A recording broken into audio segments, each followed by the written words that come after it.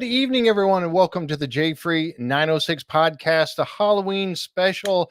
And we have some very special guests with us here tonight. Of course, Mike Owen and Jimm Kjelgaard joining in. They are co-hosting quite often. And we have the folks from Cypress Paranormal Research out of Texas with us, Sherman, Brenda, and Kate. How are you all doing? Kate, you're on mute. Fantastic. Great. Fantastic. I was so happy to meet you three when we were at Phenomenon a couple of years ago, and I had the opportunity to go out and do a paranormal investigation with you. I think that one was at the hotel. The first one that we went to was at the hotel in Vernal, Utah, downtown Vernal, and that was really, really cool. And that one, April Slaughter joined us on that one. Yeah, that was the one. And then the second year, or the next year, I went to another one. I almost didn't make it, but I got to come to and spend a little while with you guys anyway. I think that one was also at the hotel, but last year you went somewhere different, right? We sure did. Which one was that at? Which place did you go last year? I didn't go, or this year, I should say, it was past September. So we did the office buildings downtown, two separate ones. Oh, wow. How did that go? It was really good. Was it? Really good, yes. Did you get some a lot of pretty good evidence? Yeah, the K2s were going off like crazy, and a lot of really good EVPs from the DR60. Yeah, it was a great night.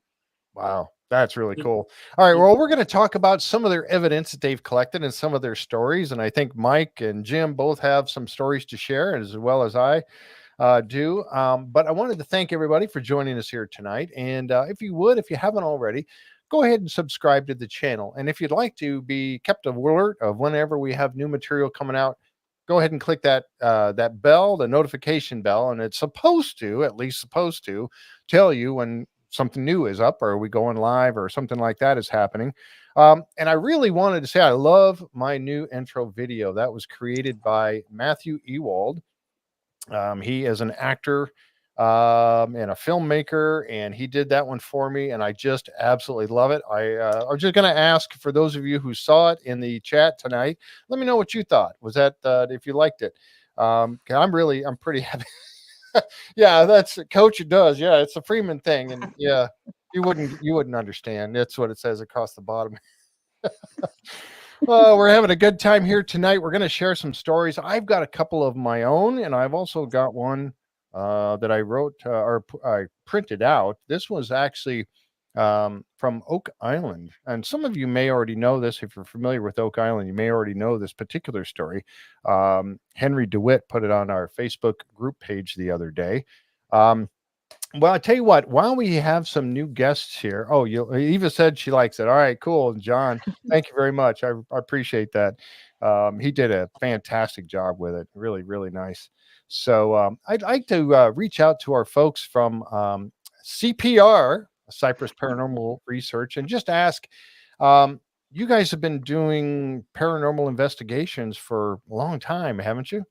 Well over 10 years, yeah. Wow. And we argue about how long.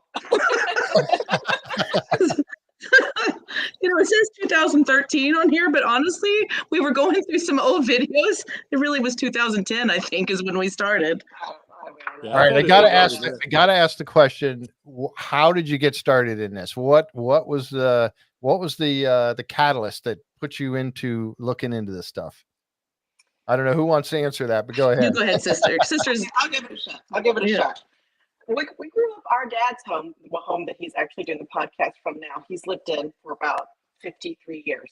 And growing up in that home, we had paranormal experiences our whole life. And at first, your parents are like, no, it's really going on kind of thing. And it just gets more and more and more pervasive and hard to ignore. And Brenda had a friend who had a paranormal research group. And she reached out to him and asked him if he would be interested in investigating my dad's home. And he came out and he brought one of his psychic mediums with him to investigate our house.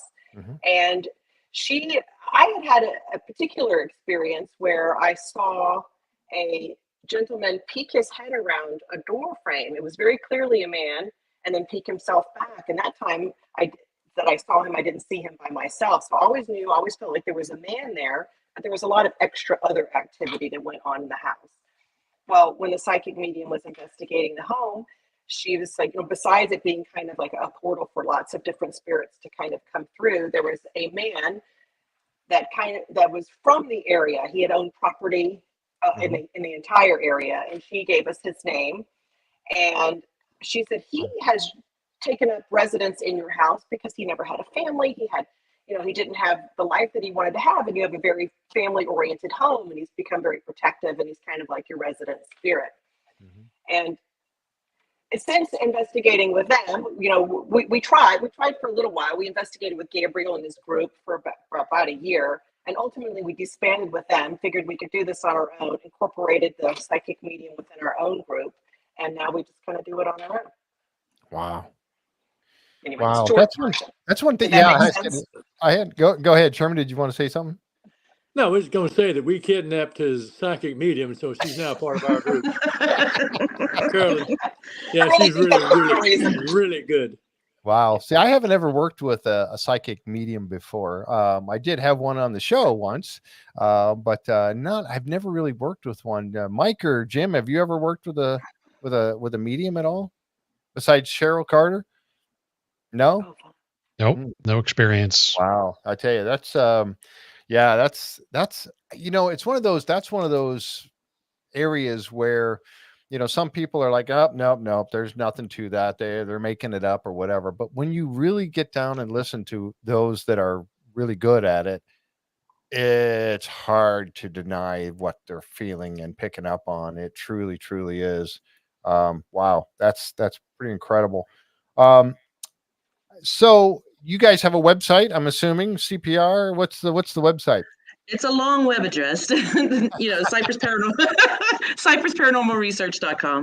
And then you can also find us on Instagram, and we have our, Facebook page, just the same name. Okay. I'll link that in the description. I didn't get it before the show started, but I'll get that on there and I'll link it in the description so everybody can pick up on that. Okay. Yeah. Kate's mic is a little low. I tried to, I don't know if I tried to turn it up a little bit on my end.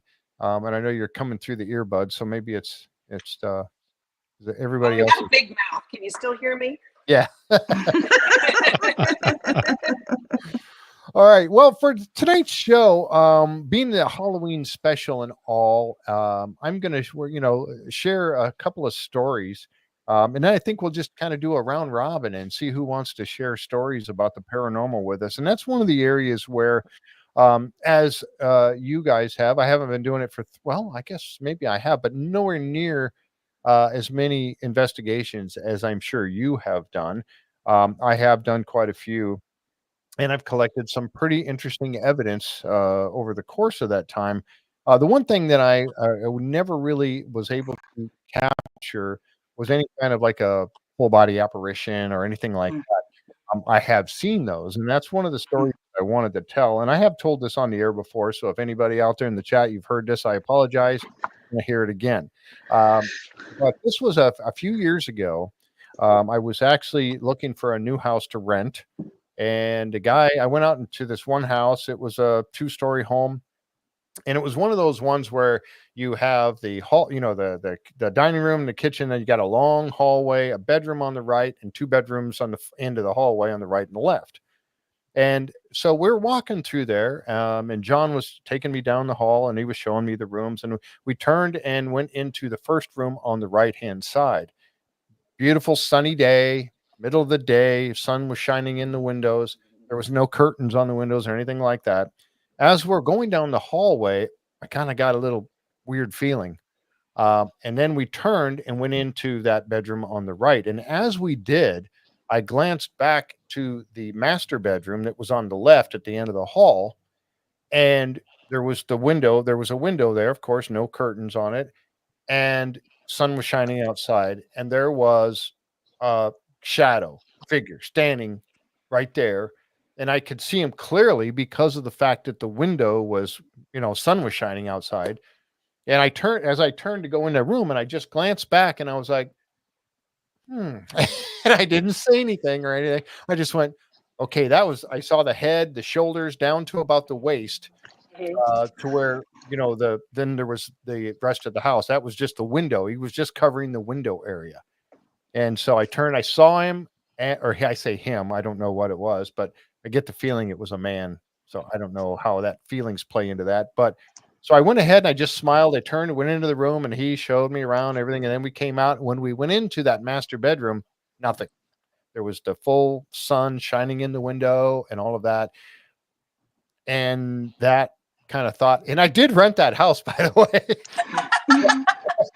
It freaked me out because I had been doing investigations and stuff before. But sure enough, I saw the head, shoulders, just a gray shadow figure, no hat or anything like that, but standing there in the window, silhouetted in that, and that's in there. Nothing else ever happened in that house from that point on. So I guess whoever it was just checking out to see who the new renter was going to be, or the new house occupant. He just want to let you know he just want to let you know he's there. I guess he was, and I saw him. I never did. Go ahead. I'm sorry. Oh, I'm sorry. No, I was just saying. I was thinking the same thing. I think it just wanted you to know it was there. Yeah. It was weird. There was a few times that thank you, Linda. I appreciate you putting that up there.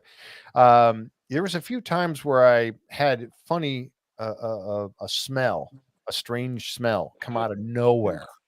That couple of things, I just was thinking about that. I did catch a couple of smells that came out of nowhere, but that was it as far as any paranormal activity. So, I mean, do you guys find that smells are pretty great? Yeah. Okay. I got the reaction. I guess so. Tell me about a case where you've some are good and some are bad, and even some that stink aren't necessarily bad, and some that smell good aren't necessarily good.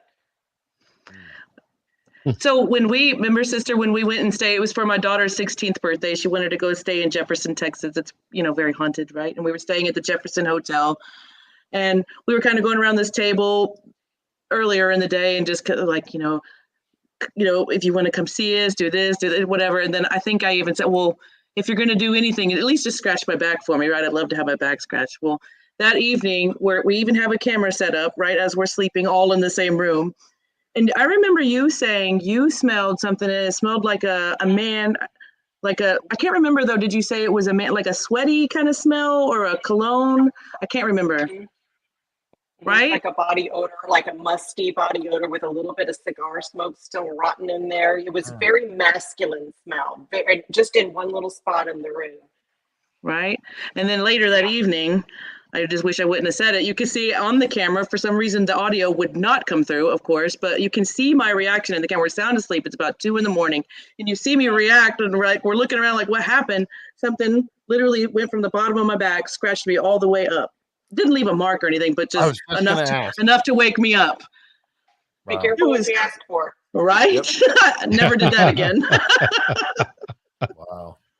Yeah. Don't invite stuff like that. We've got a story about that. We'll talk a little bit about Skinwalker Ranch, where they did something similar to that, and they got a good reaction. We'll talk about that in a minute. Yeah. Mike, what do you think? Do you have a good story to share with us? So yeah, I up until about 2 years ago, I would have said I've never really experienced anything. I haven't seen any, UAPs. I haven't seen Bigfoot. Haven't had any, seen any apparitions, anything like that. And being an engineer, I know a lot about, or a little bit about a lot. So I'm pretty good at debunking. That's kind of how I got interested in Skinwalker and Bigfoot and all that other stuff, is to try and find the mundane answer to what's going on, so that when you've exhausted all possibilities, you're left with something you can't explain. Right. So I feel like I have a pretty high standard for something to be considered strange or odd or just not normal. And so this started, it was two years ago in the summer. I live in the country. So I've got a machine shed out building, and out in the machine shed, I walked in one day and there was a broken fluorescent bulb on the ground. And I we moved in, we've been here 11 years, so 10 years ago at least. I put some fluorescent fixtures in the machine shed to brighten things up. 4 bulbs per fixture, and there's 8 fixtures. This fixture's probably 20 feet up, and it was the closest one to the wall. And my machine shed's like 1960s, so it's not animal proof. So a raccoon could have been climbing along the wall up there and maybe reached over. It was the old style with the 2 pins, those fluorescent bulbs. You got to turn them just right to get them to lock in. Maybe the wind, got it to loosen up and come out. I don't know. I would have written that off. But then later that week, went down in the weekend, went down, and it has a large sliding door, and right next to it is a man door, a normal door. Again, it's older, and that door doesn't really shut very well. Just inside, so the door opens into the building. You step into the building. If you look to your back, kind of to your right behind the door, there's a shelf, and almost everything on that shelf was down on the ground. And I'm like, okay, well, raccoons could be groundhogs, could be, animals. I've got cats, so no big deal. But I just happened to have a camera on the top of that shelf, looking down at my workbench and my tools and stuff. So I reviewed the footage. Now, this I was like afternoon when I went and looked at the footage, and it started late morning or so, and one single item would fall off of the shelf every 2 to 3 minutes. Oh my God. What? Now it was windy that day. In the summer, I leave the big sliding door I leave open all the time, just because I'm always doing stuff in and out of it, and it's closing. It doesn't do any good anyway because the raccoons get in.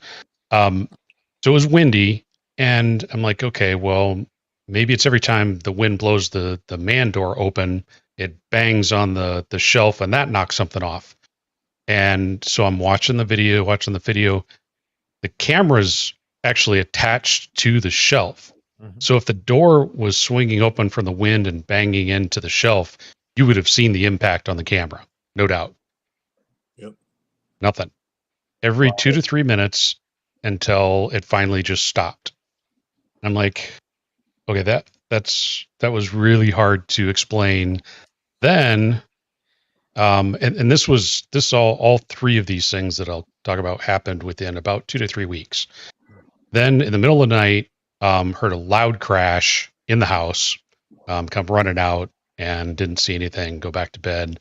Again, I've got a camera in this room, and I've checked the footage. And so the first thing that the hair on the back of my neck went up, it happened at 2:22 in the morning.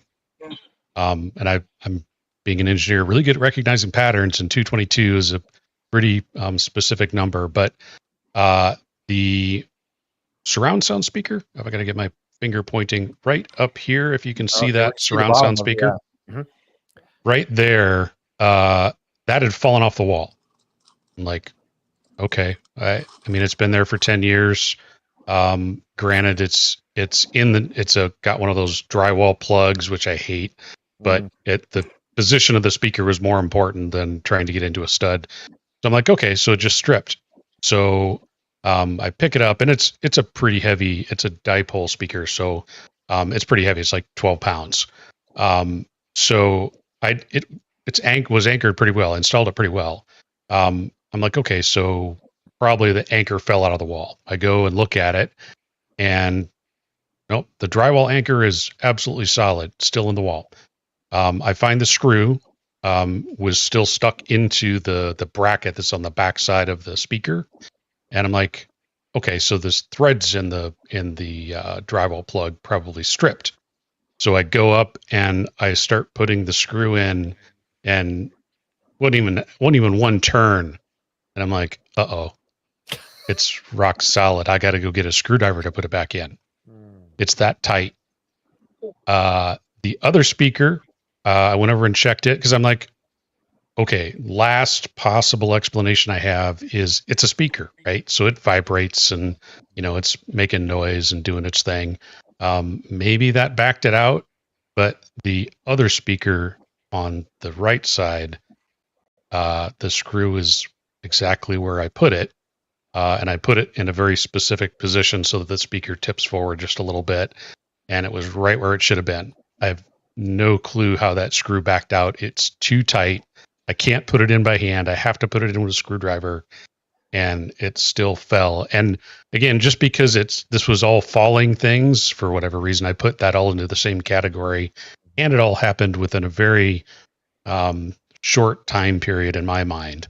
So like I said, I could kind of, come up with an explanation for any one of those individually, but you take the totality of circumstances and all of that stuff happening all at the same time, then that was followed by another one, by 7 flat tires.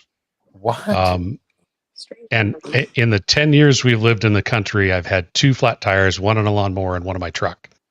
And within, again, a very short time period, 3 flat tires on one car, one on my truck, and one on each. I have 2 lawnmowers, a big one and a little one, for trimming. And I again, one of those things it's a pattern that I'm just like, how can I go 10 years with only 2 flat tires and have 7 in 2 weeks? Yeah, that it was just unbelievable. And it was not long after the falling incidences all kind of took place. Since then, everything has been fine. Wow. Did you find anything in the tires? Nails, screws? Yep. For the most part, there was something there, and it was usually old stuff. So that was one of the other things. So that summer, we did get a new roof put on, but it's a metal roof. We replaced old asphalt and old clay tile shingles with metal, and there wasn't like nails laying around all over that you'd use to put in asphalt shingles. It was just old chunks of wire, old rusty wire that I would normally find out in the pasture near a fence on a couple of them, but the others we just found holes. There wasn't anything. And I even, again, check cameras, and did somebody poke it? Was somebody coming onto the property and doing that? Nope. Certainly wasn't. So I don't know what to make of it. Those incidents. Nothing's happened since then. Wow. That's pretty crazy. Something that we try to be aware of too is, clusters of events and synchronicities of things and how they can create a validity to an occurrence. Mm-hmm. It's very helpful. Yeah. You've got that well documented. So yeah. Yeah. Well, the sad thing is, I have to admit, like I said, I have security cameras. I got it all on video, deleted it. That's happened to so much of our stuff. Moment of weakness. I don't know. I'm just like, I don't need that. I already know it was goofy and weird, and I don't want to think about it anymore. So I'm just going to delete it. Oh my gosh! You never get rid of evidence. I know. I've got videotapes. I've got audio tapes. I've got. Oh my gosh! They're all kept. Everyone. Oh my goodness! Wow, that's pretty interesting. The things you said falling off the shelf every couple minutes. That was crazy. You would have seen an animal or something. If it was an animal doing it, you would have. That's crazy. That is. Yep. Somebody wanted you to rearrange that shelf badly. Or move it or I guess, or I had too many chemicals on it. Yeah. And look the time up also 2:22 and kind of think about what was going on in your life or what that could be relevant for. It's considered an angel number with significant meanings. So it might have been something you were supposed to pay attention to. And thinking back at what else was going on in that time frame, I really, now it's 2 years ago already, and I can't remember what I had for breakfast, let alone 2 years ago. So I don't really I can't remember anything other than there was work going on the house. Though I'm in Iowa. It's not old. 1947 isn't really old, to East Coast standards. So don't know. Yeah. Might not have liked all of that. Who knows? Yeah. That does tend to stir up activity, changing an environment. Sometimes it displaces their energy or a space that they're used to. I mean, that's common. I've heard many times people telling me when they start making changes in their environment, kind of dusts up activity. Yep. Have you ever done any research on the land or the house to see if the land might have been a Indian burial ground or sacred site or anything like that? I have, and I'm not able to get back terribly far. This was the original farmhouse in kind of the immediate area. There's like a house across the gravel road from me. The next one is probably a quarter mile away, and the rest are further than that. So, but this is the oldest house in this. I don't know, probably within probably half mile would be the next house that's in the same era as this one was built. And then older than that, just there's not a lot of information. I mean, some aerial photos, and it was just timber. So, wow. Yeah. You just never know. Yeah, you never know. Wow, that's pretty crazy. We'll keep those cameras going because if the activity kicks up again, I want to know. Yeah, I know, right? I might have to come over there. I'll drive over to yes, check it out. Belt and come check Tell it me out. what's going on. Yeah, do an investigation of some sort. Wow. Well, guys, at CPR, I know you're going to have a lot to talk about, so we're going to jump over to Jimm real quick and see if Jimm's like, oh, ready, set, go. And see what do you have to share with us tonight, Jimm?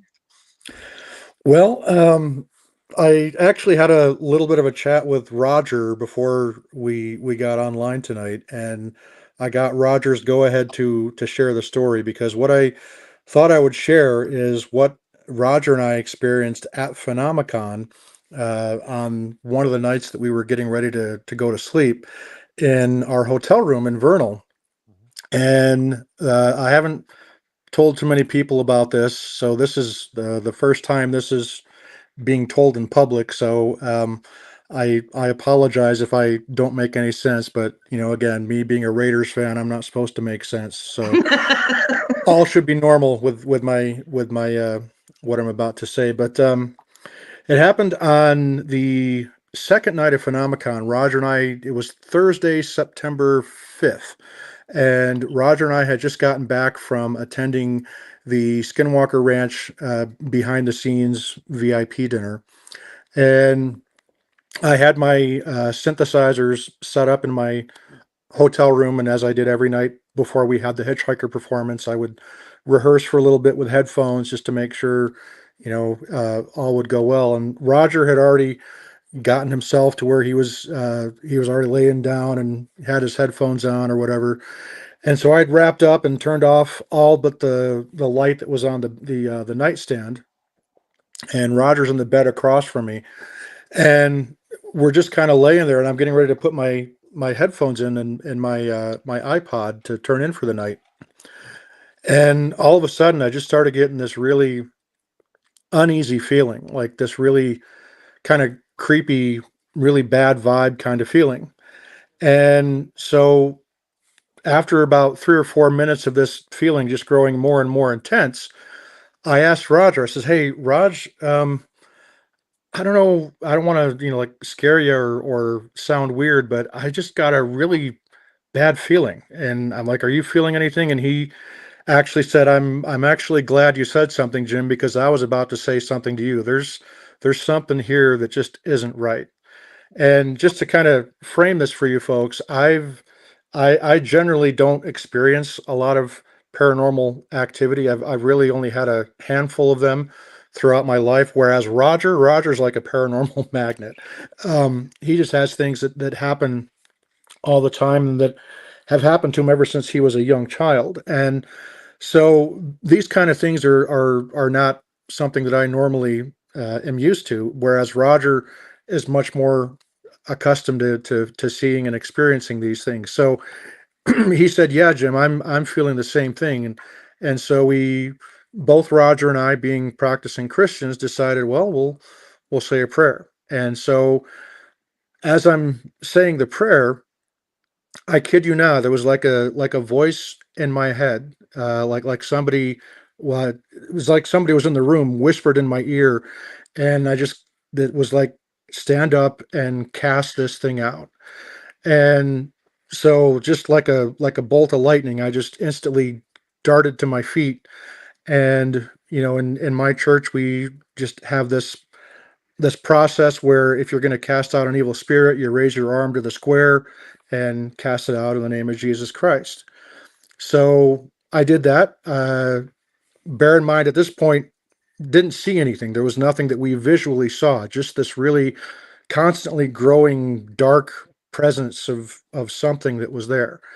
And so I did the thing. I cast it out, and the feeling was still there. It was still intense. So I did it a second time with a little more, intensity and authority in my voice. And still, it was the feeling was there, and it felt like it was getting stronger. So I did it a third time. And the third time I did it, it was almost like I could feel like I got the impression that what I was saying and doing was starting to work. And so I went and sat back down by the side of the bed. And just as I sat down on the side of the bed, Roger and I looked at where the door was to our hotel room, and we saw what I can only describe as like a black mist kind of like thing. It was amorphous. It didn't really have any kind of a shape. It certainly wasn't in the shape of any kind of humanoid shape or anything like that. Kind of like just like a black mist, if you will. And it just gradually started to collapse inward on itself until it completely disappeared.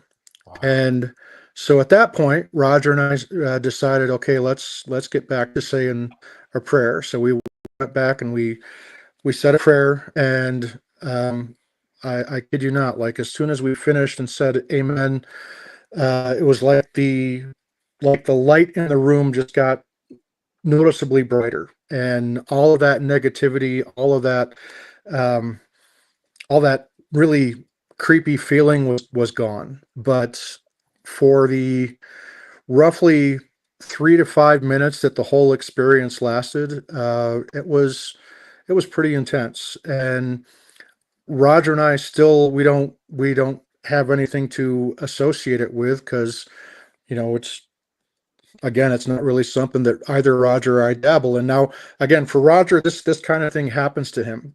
He's had stuff like this happen all the time. But what stands out to me as being unique about this is, and Jeff, some of your viewers that may have been to Phenomicon last year, or that watch my podcast, know of my other experience that I had with a shadow being. Yep. This one was different in a lot of ways. First and foremost, this did not have a humanoid shape. It was just this amorphous black mist of some kind. But what's really unique about it is that both Roger and I, we felt the same thing. We felt this really dark, foreboding, ominous kind of an energy that was in the room. And then we both saw this black mass, this mist that was right there by our door, and it was completely black. That's the thing. Like when you think mist, you can kind of see through it and see solid objects that are behind it, right? Well, this was not that kind of thing. We still had, of course, the lamp from the nightstand that was next to us in between our two beds. That was still on, so that was emanating a pretty bright light. And this, the door to our hotel room was maybe, I don't know, from the foot of the beds, probably about maybe 20 feet from where I was standing. And this mass was just right there. It was at about the same height as where the doorknob was on the door, but probably about maybe, I don't know, I'd say width wise, it was maybe 3.5 feet wide.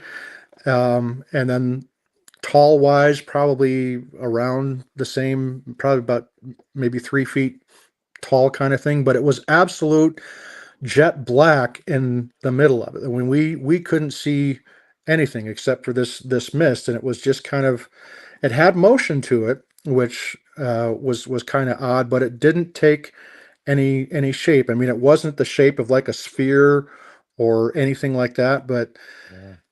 I don't know. It was it really shook us, and we had difficulty getting to sleep, as I'm sure you can Okay. imagine. Oh yeah.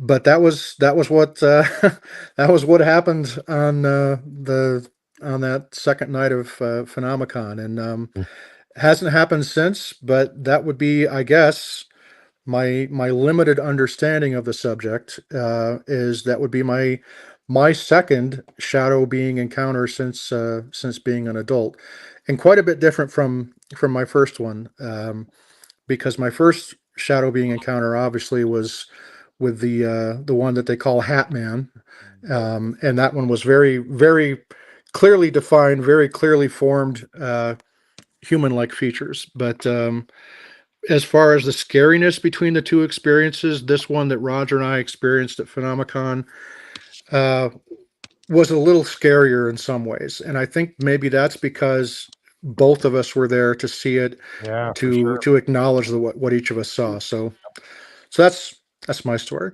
Wow. Yeah, that having you both there to experience that together and see it, that really that locks it in. I mean, that's oh, geez. Yeah. Yep. I don't think I'd Wow. have slept very good after that. Yeah. Yep. Yeah. Yep. Well, good job standing in your power and getting rid of it. I mean, that's really what it takes most of the time to get rid of something, is just saying you're not allowed here. Get out. Absolutely. Well, Right? one of Really the cool. things Something else that new. stands out, yeah, Jeff, if you'll remember, when we had what's his name, John Dover and Stan, Mhm. the Navajo Rangers. Yes. If you recall, when they were talking about whenever they have to go and confront some kind of a paranormal entity like a skinwalker or something like that, Yep. they said that, if you're ever confronted by something, as long as you have like a belief or a faith or a talisman of some kind like that to basically help you feel like you can overcome this. And he's like, you know, in our case, in my case, I'd like to think that it was the faith that Roger and I had in our, our Christian belief, that helped us work up that courage and that strength to do it, that faith to cast out and get rid of whatever this was. I'm not sure I'm comfortable saying that this was a demonic entity, but it was definitely malevolent. The feeling was definitely very, very bad, very ominous, very, very unpleasant to be around. But yeah, Wow. Good job Yeah. trusting how you felt too. Yeah. Yep. Yeah. And that's a good those two guys, and that's a good podcast that we had. And you can find it on the channel here. Is the Paranormal Rangers. Yeah, those guys, when you talk about stepping into it, I mean, as a paranormal researcher, and I've gone out and done, investigations, you kind of prepare yourself for what you may encounter. But those guys, I mean, what they go after, going out to go on a call is above and beyond. I mean, those guys know that they're getting ready to step into some hair raising stuff, and yet they do it anyway. And they're going out there because they're helping other people, and they're um, other Native Americans, and they're helping them out with stuff and their stories that they tell. Oh my gosh, I don't know. It's a completely different thing, in my opinion, anyway, from doing a paranormal investigation. But Completely. Alan's asking, can you you can do this, have a blessed water and plead the blood of Christ over the room. You say in hotels, it was Jim demonic. Wow. I'm a Raiders fan, so I guess if that makes me demonic, guilty. Pretty Wow. ineffective. I mean, Raider, we won't get into the football talk, but yeah. So Wow, that's really crazy. I mean, and I say crazy, not in the unbelief, because I do believe you. Yeah, exactly. Very wild, because I do believe you wholeheartedly on that, and Roger too.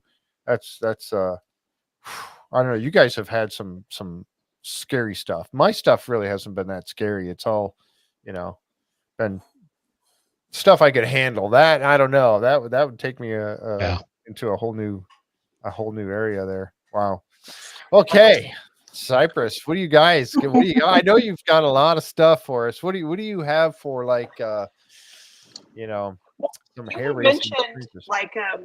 When we started talking about our house and the house that we grew up in, and it's every kind of experience that you can imagine: smells, sights, sounds, being touched, poltergeist activity, shadow people. Like over 50-something years of living in the home, there's just a lot of opportunity for experiences in a haunted environment if you're a perceptive person. And it was just a lot of activity. And unfortunately, you were talking about like footage and things being deleted. That's happened to us many times. Dad has cameras up in every part of his house to catch activity. And some of our favorite poltergeist activity is no longer some stuff flying off the shelf. We don't have access to that footage anymore, but we do have some videos that we can share of some of the activity that we've caught in his home. Just a short little clip of some, if you want to see them. Okay, yeah. I think we've got one queued up. Is that the one you want to show? Sure. Yeah, this one. Okay, so in this one, you'll see there's going to be, which I'm pretty sure is just dust flying across the screen, right? But after that, you're going to hear an EVP. And if you guys want me to, I can play it a few times, because sometimes you're just not ready for the way it sounds the first time, right? So let's see. Let's see if I can get it to work. All right, I'll go ahead and bring it up. I got it ready to go. Oh, perfect. Okay. But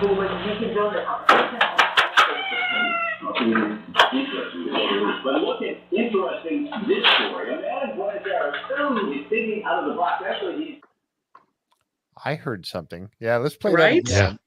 Yeah. Let's see what. Oh, I can hit play button here. I'll play it again.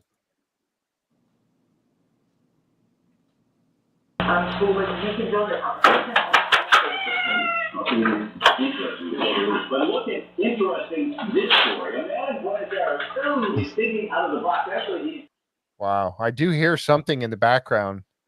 You notice the cat stopped too. Yeah. Yeah.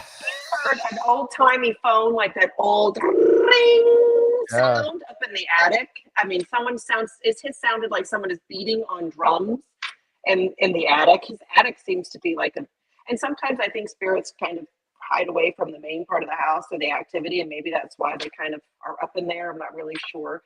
I mean, some of them are down in there too. But anyway, besides, it just seems like a lot of the loud noises and things like that seem to go up on in this attic of that house. I don't know why.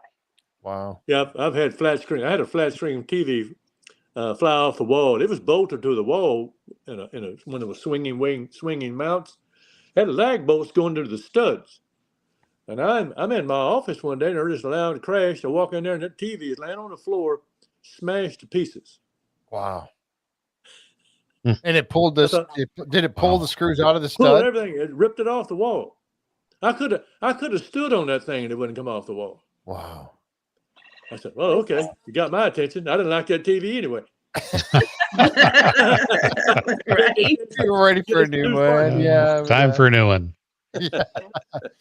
Wow. What else? Brenda, you and I were playing video games on the couch. We're playing Mario. Do you remember? And something blew down. It felt like something was walking behind us at the time the couch was in a position. And then it felt something blew down in the ear. Right in between us. Right in between us. Left off the couch backwards, running into my dad's room, screaming, scared to death. It was so crazy. How old were you when that happened? Oh, gosh. We were like 16, 17, 18 in there somewhere. Yeah, I was probably around 12, 13. Wow. So you weren't a seasoned investigator at that point. No, not at all. Just victims. Not at all. Victims all the time. They still do that. Wow. They still run off screaming to the dance. Scared. Yes. Yeah. See, that's one thing I've said many times. I will not do a paranormal investigation in my own home, even though I'm kind of getting where I might want to do that in this house. This house was built in 1939, but I know Christina's like, no, I don't like. She don't want me to get involved in paranormal stuff anymore. Right. But yeah, so yeah. Yeah, you never know what you get. Yeah, I know, right? So You never know what I've you always bring had in. that. I've always had that I would not do a paranormal investigation in my own home. I don't either. I don't know why. I just don't. But to have all that happening, then I would probably have to at that point.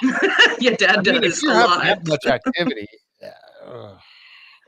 You know, Okay. you Well, guys, what you mentioned is very important because I don't investigate in our house either. You know, it's one thing to go out in some place and be a voyeur for the activity, right? And then it's another thing when someone asks you to come to their home. And when someone asks you to come to their home, you're usually coming there to help. Right. So it's a very different type of experience compared to just being out there and not being responsible for someone. Right. you guys want to relate that story from our second night? I think it was the second night of the vernal ghost hunt this year. Oh. We were in the Commerce building, and that lady had been sitting on the floor, just sitting still. She had a dowsing rod, and they started spinning like a helicopter over. Oh, yeah, that was And that crazy. lady, didn't you see some kind of an entity come over her in the hallway, Kate? Yeah, it was very frightening. And again, I am a scaredy cat, I will admit. But my sister, who doesn't normally have physical reactions, she started feeling very sick, very sick. We were all separated in this long hallway, so we weren't standing next to each other. But Brenda's down at the far left end of the hallway, starting to feel very queasy. I'm in the middle, and my dad is doing an EVP session, and there's a lady at the end of the hall at the far right. And it just started feeling very foreboding. Like you had mentioned earlier, you could just get that feeling, right? That something just isn't right. And I was watching this woman, and there was a psychic medium with us at the time. Her name is Lisa. And I bent down into her and I asked her, I said, could you please watch her? She goes, something there. And I said, yes. Something was coming over the back of her, and it was changing my perception of her. It was overshadowing her, and it was growing in intensity. It was building in the room and building around her, and it was ominous, and it was definitely trying to scare me. It was putting its almost its facial features over hers, and it was trying to intimidate us and scare us. And Lisa, we stopped. We did our EVP session for playback, and not wanting to scare everyone else that was there. I didn't want to freak a lot of people out. I bent into Lisa's ear, and I was like, do you mind just going and making sure she's okay? And she went down and spoke to the lady, and the lady had mentioned that she started to feel something coming up and around her and trying to get into her, but she wouldn't let it, which was very scary to me too.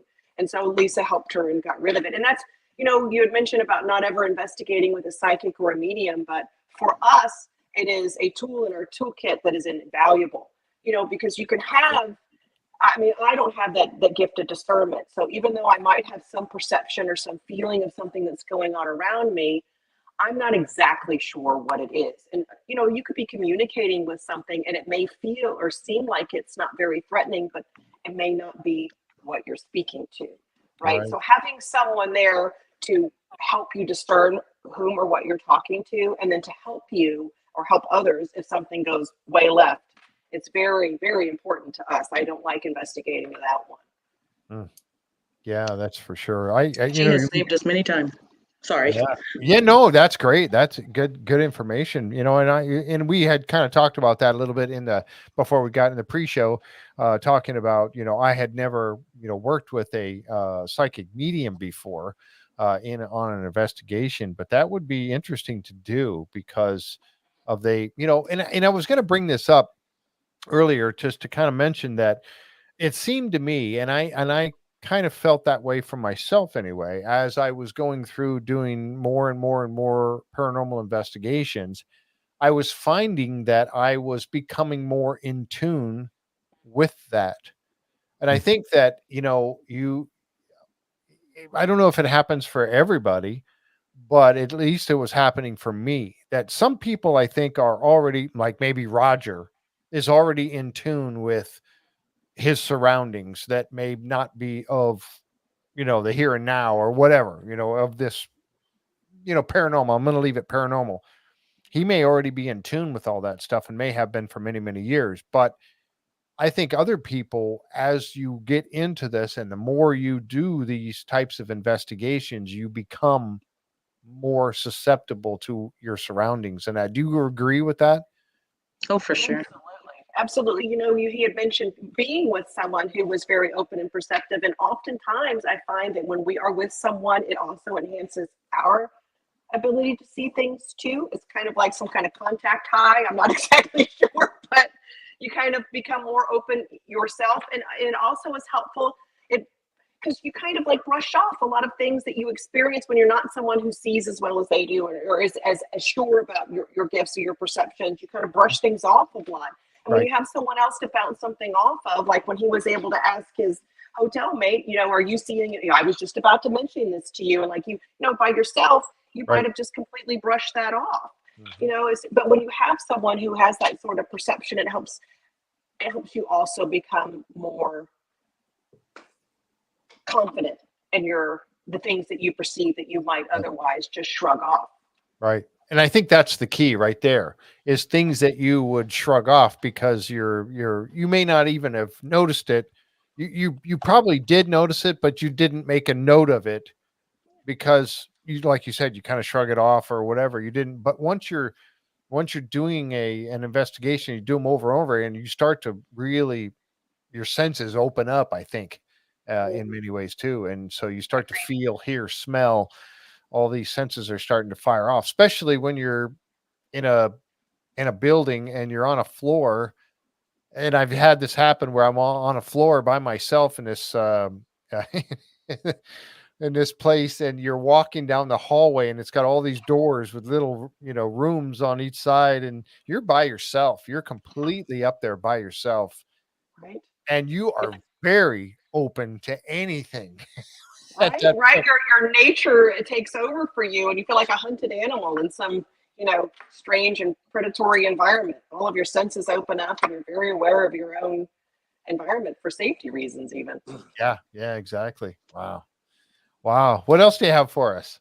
I see another clip. You have another clip? I did. So, we were talking earlier. You had shared a story too about the dark shadow guy, and I was really curious. I was hoping you were going to say like the color, like what we saw, because when I tell you what we saw was darker than dark, and we were in a very dark environment already. Like it just was. And of course, my helmet cam that I was wearing didn't capture it. Or wait, no, I didn't have my helmet cam on at that time. But anyway, so the camera that we did have didn't capture it at the time, unfortunately. But what we did capture was us talking about in the moment right before it happens. You were talking about like I was feeling chills and goosebumps, and then all of a sudden I turn and you can see we're like reacting to I was reacting to what we had just seen. But we saw it both together, so it helped validate that we really did see it. Right. That's this clip here? Yeah. Yes, for us, this is a great example of how you can see something. It's there. Your cameras are pointed at it. We both had the experience, and it's not caught on camera. It is so absolutely frustrating. So frustrating. I've had that happen. I had a night vision. It was a night vision camera, full spectrum night vision camera, and it caught nothing. I was looking right at it and didn't catch anything. All right, let's take a look at this here. I'm going to go ahead and bring it up.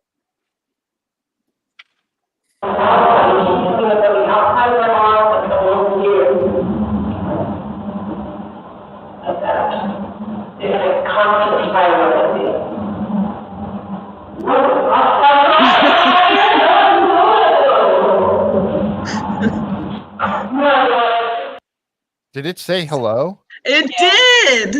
I'm going to play that again real quick. I know it was real loud there, but I'll turn it up at the end where we catch that.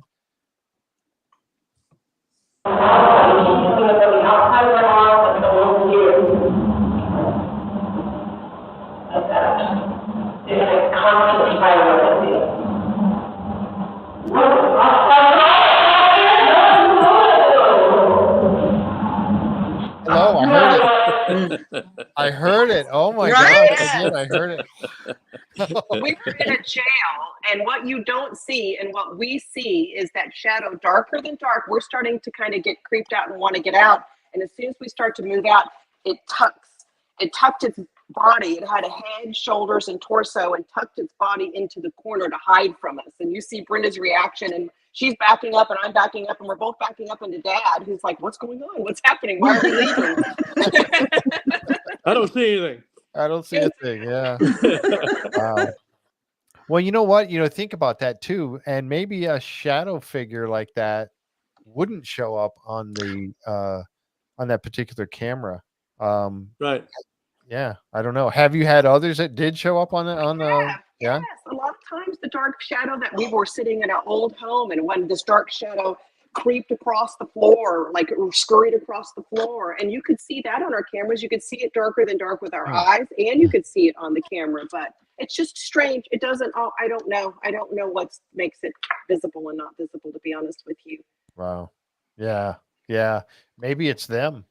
I mean, Maybe. maybe it's, not wanting to be recorded or whatever. I don't know. Right. You wonder about the intelligence of certain things. And I see you got another clip up, and we'll play that again here, or play that in here in just a second, because I was going to mention about the taunting. And that's one thing that I know there are other paranormal investigators, you see them on TV, that will go out and they'll really taunt, and I don't taunt. I'm No. always trying to be very respectful, very nice. Yes. You're in there, you're stepping into their realm, so be cool about it. Be cool about it. People what? Say that again? Definitely be cool about it. Yeah, be cool about it. Yeah, exactly. But and I mentioned this about Skinwalker Ranch, and this is something, and I do have that clip. Well, I don't have it. It's on the YouTube channel also, and it was if you ever, I don't know if you guys watch Secret of Skinwalker Ranch, but it was an episode that was just aired last season, and it was called Drone-ageddon, and it was all these drones that they had were just falling out of the sky and chasing them around and stuff like that. Well, before that happened, earlier that day, and this is where Eric Bard was on, and he called Thomas into the room. He was on the podcast with us, and he called Thomas into the room, and they explained a story that earlier in the day they were talking about the entity that we believe is happening there on Skinwalker Ranch, that is present there. And they were discussing this, and Thomas was all, he was all like, "Oh, is that all you got? I want to see drones raining out of the sky. I want to see this and this." And he was just going, "You ain't got nothing," and he was really being very, adamant about it. And then that night that happened. Now, how specific was that in what happened that night? Because he said, "I want to see drones raining from the sky," and sure enough, that's exactly what happened. Not only that, but one of the drones, the only one of the hundreds that they had that had Eric's GPS tracker on it, came down and actually went in the tent where they were and was coming after them I in the remember that. tent. I think I What are the remember that part. odds? Maybe next time we'll be smarter and ask for bags of money to fall from the sky. Yes. Well, so the question I have though is, was it reacting to his taunt, or was he receiving what was about to happen and just was in the moment? Because he said they were kind of joking around, and it kind of turned into hey, let's give the ranch the business about being boring and not doing anything exciting and just let it rain. Did he pick up on something? I don't know. Maybe. Which way did it go? I think that's an instance where the ranch goes, "Hold my beer." Yeah. Watch this. There's no such thing as a coincidence. Poking the hornet's Right. nest. There you That's go. right. Yeah. Wow. Coincidences take lots of planning. Roger, there you are. Roger, good to see you. Thank you very much. Absolutely. Thank you. I appreciate that. Good to see you, Roger. Good to see you here. Good to see you, Raj. Yep. But yeah, Roger. so Roger's Jim's right-hand man. He's the one that, is susceptible to all this paranormal stuff. He's the guy. So Over, Roger. Let's investigate together. yeah, they want you, Roger. They want you to come to Texas. Wow. So yeah, so it goes back to that thing. Don't taunt, because you don't know what you're taunting, and you are opening yourself up for something that might be horrific. That's exactly right. Dad usually starts our sessions. Oh, I'm sorry. I was just going to say that Dad usually starts our sessions, like if we're going to do an EVP session or something with that, right? Like just letting them know that we're coming, to this respectful, and he has his whole thing that he says, but, just to let them know that we're not coming there, you know what I mean, with any ill intentions, just, Right. and to be respectful. Right. And I always let the spirits know we're not there to learn their heavenly secrets. Right. Yeah, they are very. I could go for hours about EVP sessions using the DR60, but That's one of the main things that the spirits worry about is the living learning their heavenly secrets. And because they're being monitored, I've been told they're monitored by what they call their handlers or the angels. And I think every time we turn that DR60 on, they gather around and they have the angels and the monitors watching them to make sure they don't say something dumb and give some of their secrets away. Yeah. I don't know what the secrets are. They're a secret. I suspect the secrets are they don't want the living to know how good it is on the other side of the veil. Otherwise, it'd be a bad rush getting there. Yeah. Yeah. Well, But everything has to follow its own natural order of things. You Yeah, I can't go in there and influence it. no. And that's also, when you ask some of the questions that we do when we go out and do those investigations, and sometimes I'll just try to, when I used to do that more often, I, sometimes just sit and kind of meditate and let the question come to me, and I get a feeling that maybe it is saying, I want you to ask me this question. So if you kind of sit quietly and meditate, just open yourself up for whatever may happen. A lot of times the question seems to come. Now, I don't know if that's true or not or whatever, but sometimes it just feels like the question comes to me as to what to Well, it's ask. feasible. Yeah, You know. that's good. For sure. So what We've done other an what other experiment stories do you like have? that. Go ahead. Oh, I I'm see sorry. that. No, I was going to say we've done an experiment like that where we didn't even ask the questions out loud. Mm-hmm. We would think them and Yeah. to see about getting responses without saying them. And they can hear what you're thinking. It doesn't. You don't have to say anything out loud. Very And true. they don't know time and space. Spirits don't know time and space. So they might know that you're going to get involved in something in the future that you have no idea that you're going to get involved in because you don't see in the future. And isn't it right, Kate and Brenda, that normally anytime we plan an investigation or like we're planning to go into phenomenon stuff, that's when the activity for all of us ramps up. Oh yeah. Yeah, they say a lot of times, like I'll have some activity going on at the house, and I don't know why this is happening, or I don't know why I've seen something, or something has occurred, and ultimately I'll find out it has something to do with an investigation that we're about to go on that I didn't know that was going to be coming our way, or that none of us knew that were going to be coming our way, but they know. Yeah. They come to check us out first. Could be. Absolutely. Why not? Doing a little reconnaissance, huh? Exactly. They're sorry. They leave quick. I'm living there with her. Are you kidding me? Yeah, that's interesting too. And I've heard you mention the DR60, was it? A couple of times. We'll get into some of the equipment here in a minute. I see you do have another video queued up. Is this the same? Is this? Well, this was just a really cool video, right? Like because it's hard to, like we were talking about, to get the visual evidence of something, but we really felt this one was really pretty cool. And so we just kind of like clipped it, slowed it down, even kind of zoomed in on one part just so you could really see. It's what we think is a disembodied head. Oh, okay. Yeah. All right. Let's bring this one up and we'll play it. Disembodied head.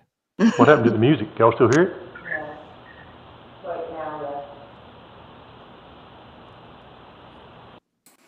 Oh, I did see that. Oh, wow. That's in the old courthouse building. That's, oh my gosh. Yeah. Look at Isn't that. that wild? Yeah, I'm going to play that again real quick. that's crazy. What happened to the music? Y'all still hear it? Right over here. It's kind of funny because that thing looks headless to the right.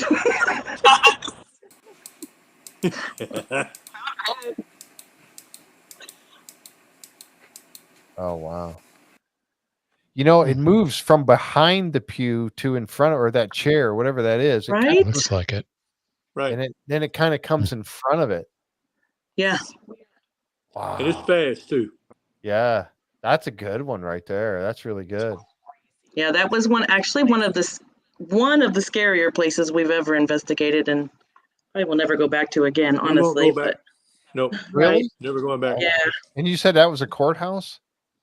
Yeah, well, it was in, sister could probably explain it better, but we were there for an event. We were part of like the ghost hunting event, and so we would have groups and we would take them through, and it was in Helena, Texas. And so, right, they had the post office, then there was like the courthouse, and there's, I think, a schoolhouse, right? And then there was the house, right, that was like super haunted. Yeah. The Kling brothers have done a documentary on this mansion type home that was at the bottom. I don't remember the name of it, but it's supposedly haunted by a demon spirit. And that particular time that we were investigating, we had been there twice, actually, sister. That was the time that we went the first time and not doing the tour. But that's so we right. investigated there one time and got that evidence. But it's a complex of different homes or historical buildings that they've all kind of put together on a single piece of property. So they aren't necessarily related to any specific thing to that property so much as there's a courthouse, a post office, some homes, all put together on one piece of property. Wow. What were you saying, Dad? No, I was just going to say that it's small. They have it all on this one spot, which is not even the size of a city square block. So that's the town of Helena. It's very little. And it's a place where we had our most significantly terrifying experience and long lasting even after we left the space. We get asked by people often if we've ever had anything follow us home. And we have. And particularly something very negative from that place was probably the scariest event that we've ever had follow us home. I mean, spirits are all around and they can follow you home from anywhere. If one likes you at Target, they can follow you home. But we were investigating in its space, and I actually think it was intentful that it was brought home with us. We were part of a fundraiser. We were asked to come back to this property to do a fundraiser. So, and for free, we donated our time to take people on a ghost tour, and we were going through the different homes. Well, they had a festival during the day of different people with tents and little event spaces where they were selling goods and raising money for this particular charity. And at this event, there was a Native American man there that and I don't think anything happens by accident, but we met each other and we were talking, and he says he was someone who could see past lives and he could, read people's energy, and he was very good. He could see spirits, and he particularly told me something, which is something I never even had told my family or my sister or my dad, really. I had what I thought was a little bit of a past life residue left with me growing up. I had always thought that I was a soldier at one time, and I had always thought that I was stabbed in the back. These were just like pieces of a memory that I always thought I had, but didn't really relate to anything in my real world, just seemed more like fantasy, right? Well, he told me, he goes, one of your past lives, you were a soldier. I think it was the Revolutionary War that was up at the border of Canada and the United States. And he said you were stabbed in the back by a bayonet. And I think him telling me that would make anything that he told me more believable. You know what I mean? He set foundation for trust. And like I said, I never really shared that with anyone. In fact, in this lifetime, I've had 3 total surgeries in that exact spot in my back, and have a spinal fusion in that exact spot in my back. Wow. And a fear of knives. I hate them. Anytime somebody's using one, like, be careful with that. Anyway, so. Oh, did they die on you? Oh, Yeah. Okay. I actually can hear you better, I think. Yeah. Can you? Well, I think there's reverb when that happens. Jeff told me don't do that. So let me see if that. Can you hear me? Can you? Yeah, that's much These better. are real cute. Yeah, I These can are hear really you a lot cute. better. They're working Thank great you. though. Yeah. Yeah. Ooh. So he says to me, he says, you need to be very careful on this property. There's a demon on this property, and be very careful. He goes, every time it's around, I can taste iron in my mouth. I'm like, oh, great. I said, well, I hope that you're going to be with us on the investigation. I said, we don't do anything like that. I don't mess with demons. We don't mess with demons. Right. That I don't have the tools in my toolkit to figure that out. That's not something I provoke. So we go to the hosts of this event. In between the ending of the day experience and the beginning of the night experience, they take us to dinner, and I'm meeting one of the owners of the property we all are for the first time at dinner. And he tells us that, again, that there's a demon on the property, and his son can talk to it on command with these ghost box, really K2 meters, in his hands, and he can communicate with it at will. And I said, we won't be talking to anything like that. We don't talk to anything like that. And if that happens, we will shut down our investigation. We're not going to do that. He was kind of weird anyway. To be honest with you, to be kind of honest with you, he's super creeped me out. Sorry if he's watching. Sorry. So anyway, it's just the truth. I mean, certainly somebody else might have said it by now.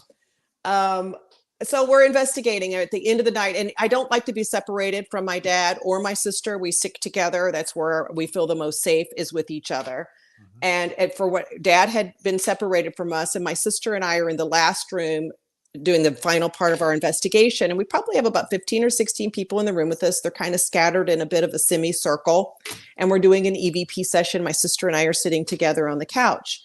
And in walks the son, and in walks the dad, from my memory anyway. This is a long time ago. And they start doing a session in the middle of our circle. They start asking questions. And I have never seen anything like this in my life. It was very impressive to me, but they were talking to a spirit at this time. I didn't know necessarily what they were up to. I thought they're just talking to a spirit.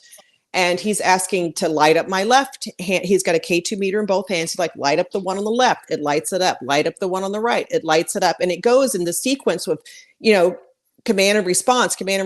Like, it was unbelievable. And I think my dad actually has that on tape somewhere. We have it on a recording somewhere. Then all of a sudden it starts turning kind of dark. And the creepy guy starts asking this spirit, do you want to go home with this person? And they're like, no, I don't want it going home with me. Do you want to go home with this person? And these things were either lighting up or not lighting up. And it got to this police officer. I said, that's enough. I've had enough of this. I don't know what you're doing, but it to me felt very bad. And in my mind, I know this probably sounds crazy to say out loud, but in my mind, there was this black tree growing with roots from the ground, it was a flash, just like a flash of an image for a second, that was growing in the room. And it scared me. It scared me so bad. I turned to my sister and I said, we have to get out of here. And I go running out of the room, and I thought my sister was with me, but she was not with me. Whoops. See ya. I took off like Scooby-Doo with no Shaggy. I don't know what was happening, but I ran out to the front patio, and his wife came out with me. She was sitting in a chair by the door. She got out right with me. And she said, I hate when he does this. I hate when he does this. And then the Native American man is on the patio. And he says to me, I didn't go in. I could taste the iron in my mouth. He was talking to the demon. I'm like, that's it. We're shutting this down. Like, I go back in. I yell at my sister for not coming back out with me. And like, we end the whole session, right? We pack up our gear, we leave, and I didn't even want to come back onto the property at all. Wow. Well, we come home. It wasn't that long later. A time is like a little skewed right now in my mind, but it seems like a couple of days later, my sister has an experience at home. And you can tell what happened. So like, I was sleeping, if I remember this right, I was sleeping and I hear this growl, like that, right? And of course it jerks me up out of my sleep. I'm a very light sleeper. And I look over and I see this hand going around. My closet door was open, and so I could just see this dark hand going around the door, right? And of course it freaked me out for the moment, but honestly, I went back to sleep like not too long after that. Okay. She's never scared. Well, we had taken her daughter to college. Her daughter was going to the Culinary Institute of America in New York. She's very far away. But when she was there, she's a very open person and perceptive to things. And I had protected her room. I never even told her. I just kind of protected her room and put some stuff in her room. And it just, sealed it so that she wouldn't have any experiences in her dorm. She's so far away from us. I just didn't want her to be scared. I never told her this. So it was a few days later, and I woke up and I had this terrible feeling. I had this terrible feeling that like it was going to the kids next. And I felt like my niece might be in some sort of trouble. And I called Carolyn, who is the psychic in the meeting with our group. And she was just getting ready to call me. She goes, I can hear you. She goes, I can feel you. What's going on? I said, I think there might be something going on with Shelby. And she goes, absolutely something's going on with Shelby. Have your sister call her right away. My sister calls my niece in this part. What happened, Brenda? Like she was in school, and of course I didn't tell her what we were doing. She knows that we do this stuff a lot, right? So I didn't tell her where we were going or what was going on, and not even after it happened. But Carolyn says you need to call and check on Shelby, so that's what I do, right? And I call her and I'm like, is everything okay? And she's like, well, I keep seeing this dark figure like in the corner of my room, and like super tall, like up in the hallway. Ceiling. Well, I thought she said it was in her room too. It was out in the No? hallway, but it wasn't able to Oh. come into her room. Remember, Oh. she said it was out in the hallway, but it's Her not red able to come into eyes. her room. Yeah. Right. And so, but she goes, but the weirdest thing, she goes, keeps happening. She goes, I keep tasting this metallic taste in my mouth. Oh, yeah. I was like, are you kidding me? Like, what? Like, I Wow. look, I've got goosebumps now talking about it. Like, it was just so random and weird, right? Like, well, it seemed random, but not really, I guess. No. Yeah. Wow. Right. Yeah, so that then, was you know, pretty we call, incredible. you know, Carolyn takes care of it. She gets rid of it there. And it's probably another week later. I'm sleeping. I wear this, I used to wear this necklace that had little charms on it. And one of the charms was a quince seed. It was a blessed quince seed. And it's from Italy. You order it and from a psychic or medium online, and it's supposed to help with protection, you know, keep negative entities and spirits away. I was sleeping, and all of a sudden, in my dream, I see this in the door of my bedroom, that trees start to grow again in my doorway, and it's scaring me, like scaring me so bad. And it starts to push something out of the middle of it. It's blacker than black, and it starts to push some other black littler thing out of the middle of it. And I know that that thing is coming for me, and it scares me so badly. I jerk myself up out of my sleep, and I'm like, oh, you know, I have my necklace on, I'm protected. And my necklace it has never come off. It was ripped off my neck, and all of the pieces are scattered in the bed. And I panic, and I'm like, started hitting my husband. I'm like, get up. You got to help me find all the pieces on my necklace. And he's like, what's happening? What's happening? You know, he flicks on he's like, there's always something. He flicks on the light, and he helps me gather all the pieces and sling them back on. And I put that back on my necklace, and he turns off the light. He doesn't even ask me what's going on. It's funny. So he turns off the light, and we lay back down there, and I'm like, I've got to get rid of this thing. So I put myself like back into that space. And at the time, I'm talking to Carolyn, our psychic medium, in my head, and I'm like, what should I do? First of all, I'm like so mad at her in my dream. I'm like, I'm so mad at you. Like, how did you not protect me from this? What am I supposed to do? And she goes, wrap it in my head. My dream of our conversation is her telling me to wrap it with a rope of white light and send it back into the eye of creation. So, you know, that's just basically what I thought I was. I wrapped it up and I shot it off back into something that's like a dark hole far away. And I was drenched. That's another thing that happened when I woke up and my necklace was gone. I was drenched in sweat, just completely drenched in sweat. And it was over. And that is the last time we came into contact with that particular being. And it's something that we didn't talk about for a long time. And it's something that scared me, because I thought if we talk about it, we're going to bring it back to us. Like, I don't want, because I think once they know you, once something demonic, and I feel like that was a demonic entity. I feel like once they know you, they always know you. Yeah. Yeah. You're nodding over there, Jim. I mean, go ahead. Yeah. If I could just please ask you, because it's some of what you just related is very similar to the Hat Man encounter that I had a little over a year ago. Did I hear correctly that you said that this thing seemed to spawn off a smaller black being? Yes, I don't know what it was. Like something came out of the center of it, smaller, more like almost eggy shape. Or do you remember that thing, Sigmund the Sea Monster? Do you remember Sigmund? Oh yes, the world of Sid and Marty Krofft. Are you kidding? Come on. Yes, total Sigmund the Sea Monster coming out of the middle of it, like that kind of shape. Wow. Okay. Yeah, that's a little too close to the bone for me. That's one aspect of what my Hat Man encounter included was just exactly what you talked about. And that's scary. In my case, I by the time it was over, I was literally drenched in sweat. And it was just yeah. Wow. And like you say, I knew, I was left with this absolute impression that this Hat Man, whatever he is, knew me, because you know, again, those memories that I had repressed for some reason, as you know, this thing visited me when I was a small child, but yet all through my life for over 50 years, it never even entered my mind, even when I heard other people talking about shadow beings. But yet when it appeared to me in my bedroom, it was like there was a switch that flipped on in my brain, and instantly those memories Mhm. came back. And it was like, I mean, it's hard to describe, but then the real, oh crap moment was talking to my siblings shortly after there, and they confirmed, yeah, we remember you having dreams about the Hat Man when you were a baby, when you were a little boy, 3, 4 years old. So again, I was left with the distinct impression that this thing knows me, Mhm. and I don't know how, I don't know what the circumstances are, but it was definitely, in my instance, it was a very malevolent and Mhm. never had anything like it. So yeah, that's what you just described was, there's an awful lot of similarities with my Hat Man encounter. Yeah, it's very scary. And like you say, we didn't talk about it for a long time for fear of drawing it to us. But, I think we had the experience. I know we had the experience because it teaches us a lesson. It taught me several things, but one about not allowing us to be put in any way in a precarious situation. So it made me more aware of rules and things that I would put in place before I did or went someplace.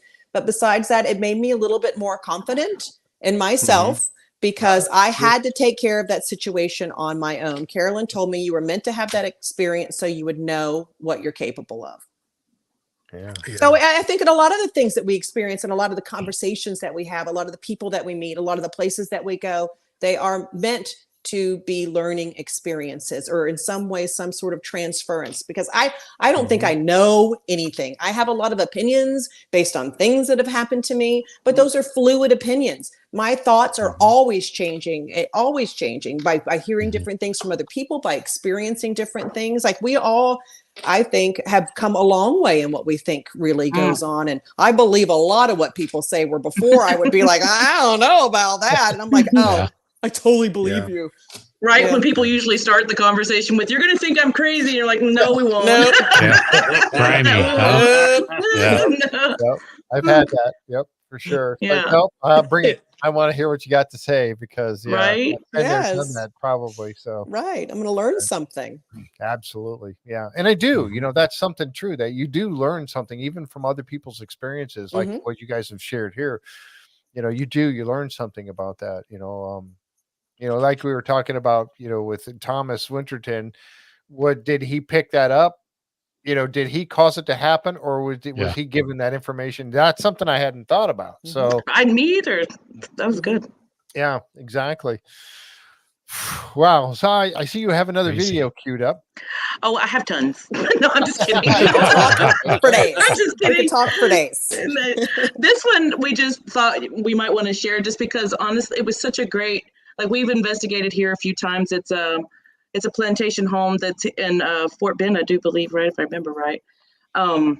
But we just got a really good EVP from there. And then we were told a story beforehand that really kind of coincided with what was happening. But when you watch the video, you could hear us, but we're not inside the home at the time. We had just gotten finished setting up all of our equipment and everything. And so we're back out on the porch with the docent and some other people. And we're just kind of like just talking. You can hear us laughing and things like that, but you're going to hear something on the inside. Well, All right. Dad does all of our equipment. And we like to have a camera outside as well as inside so that we can make sure that whatever is occurring is so. Anyway, I just wanted to add that so you would know that we were able to discern that what was going on was definitely going on in the house and not outside of the house because we were able to cross-check our footage. Yep. There you go. All right. Let me go ahead and bring this up.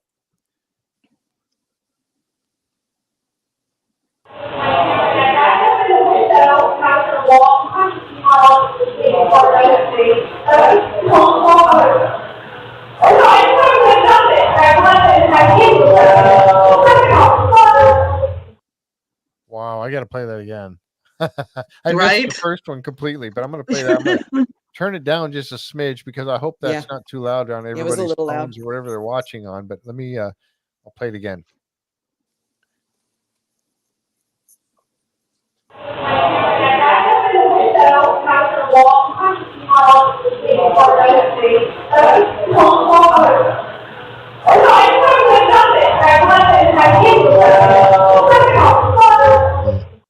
Wow. So it was I Need second Help, that long drawn out. Yeah, that second one was clear as a bell. Clear as a bell. Wow. And we were just setting up, often we get EVPs on our stationary cameras and things like that, and we're not even actively recording. It's just picking up, because spirits are everywhere all of the time, and it's picking up what's going on in the environment. Wow. Well, But what was the story about that, Dad? The lady that she fell out yeah, the window? yeah, the lady that had lived there, she was old and she was an invalid. She had a lady take care of her that didn't stay there. And this is I don't remember how long ago it was that this all happened. This lady, they didn't have air conditioning in the house, and she had all the windows open, so the breeze would blow through there. And she was upstairs. Well, when the lady that takes care of her showed up to take care of her, she found this lady, crippled lady, on the ground dead. She had fallen out of the second floor window and landed on the ground and suffered until she died. And we're pretty, because where that camera was right in the corner of that room, within just a few feet of where this woman laid there and died. Yeah, just on the other side of that front door on the patio. Right. Wow. Wow. Yeah, you Crazy. can hear it, and definitely sounds like she's in distress when you hear it. Right? Yeah. Oh my God. I need help. Wow. I have to Pretty tell you, when freaky. we're watching it that is. stuff at home and that stuff goes across your headphones, I mean, like you shoot them off your head. It's just so scary. Been there, done that. Yeah. Oh my God. Yeah, for sure. Wow, that's really good. And you know what? And I catch many of the EVPs that I've captured over the years have been when other people were actually speaking. So you Yes. have to listen to it, but it's almost like they're talking at the same time you're talking. Everybody's all, we're always be quiet, everybody's always trying to, and I tell people when we're doing it and other people were with me, I said, don't whisper. If you're Right. going to say something to someone else, don't whisper, say it out loud. So I know that, I can hear you speaking, for one thing. And again, because a lot of times things will happen when you're speaking with someone, when you're having a conversation, that's when you get that voice out of the side. That's so Why? true. I don't know, but Well, Jeff, do you think the spirits can use the audio vibrations from just people talking? They can imprint their voice on those audio frequencies. That's how your recorder picks it up. wow. You I know, hadn't these people thought about that, but that's these people use these scanning radios to generate all this racket, and they get the spirits, according to what we've been told, right. they know how to manipulate the audio frequencies and how to imprint their voice on that particular frequency. Piggyback on it. Yeah. Yep. Yeah. Good way to good analogy. Piggyback on it. Yeah. Is Wow. that possible? You think that's possible, Mike? Well, yeah, absolutely. Yeah, I was thinking about that too. That they're sort of riding that energy, Right. and piggybacking their signal, such that it happens, because you do hear that a lot. It's a lot of times it's the same time. Occasionally it's all by itself, but a lot of times at the same time as somebody is actually talking, like you said, Right. Jeff. That's cool. Yeah. Wow. Interesting too, because you say piggyback, and I know that being a radioman in the Navy, we have a carrier signal, and then you have the information that your data is being delivered on that carrier signal. So it's using the carrier signal to deliver the data, and that I just thought of that. I don't know if that makes any sense or not, but I just thought of that when you were mentioning it, using it for as a carrier wave, so to speak. Wow, that's Is interesting. that AM audio what is it? Audio Amplitude modulation. or frequency modulation? FM. Yeah. Well, actually, AM, yeah. But you talk about those, and let's talk about the equipment just for a second on that, because and I tell people when we're watching a TV show or whatever, and they're using one of those, or even have one in an investigation. I personally have never used one of those where it scans the frequencies real fast, and then you pick up. So if you get the little those little things, you're picking up voices from the channels or the frequencies that it's scanning. And if it's scanning, let's say when it's scanning, let's say, I don't know, maybe 5 different frequencies every couple seconds. Okay. When that's happening, when it's going through them that quickly, and you get several words together in a sentence, and it's all the same voice, that's when it's significant. Not those little boop bop, leaving a quick word sometimes is not in my opinion, what you're picking up. It's when you get several words strung together, because it passed through those frequencies so quickly, you would never have picked that up from a radio station or whatever. Mm-hmm. So that's when it means something. It's you get more than one, and that's happened. I mean, I've had it. Like I said, I don't own one of those myself, but I have listened to some others and watch them on TV. So when you get a string of words together, especially when it's the same voice, Mm-hmm. on all the words. Dad makes something kind of similar. I'm sorry to interrupt. Dad makes something kind of similar. It's called a dead box, and Brenda has a clip of that we could share. That's so funny. I just uploaded it. Did you? Yeah. Think alike. Well, Dad, do you have one in front of you that you could just show real quick before I show the video, or before you show us the video? Dad makes them. This is our favorite right here. I'm gonna put you in solo layout so we can see it better. There we go. This is the one that what is that? we carry around with us. Isn't that amazing? No, this doesn't have the. See, this is the guitar pedal. It's a reverb. Yeah. And most of them we have also has a noise killer pedal. So if you're using some kind of a scanning radio as your audio source, you can kind of squelch a lot of that racket out. Makes it a little easier to understand. Wow. But the app that we use with a little iPad, we just use it as an audio source on this app, and we don't need it. It's not a scanning radio, so you don't need the noise killer. Right. So, yeah. Wow, interesting. So you make a lot of your own gadgets for going on. I make a lot of stuff. You can make anything. We call him MacGyver. Yeah. There you go. Yeah, that's you guys need to pair up. Yeah, you two up there, Sherman and Mike. You guys need to get together on this. You can little collab. Yeah.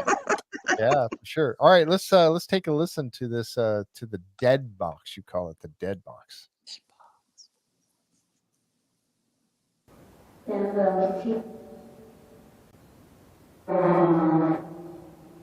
The only one. I know you're not allowed to, but can you give us a... I say horse, and then you say horse.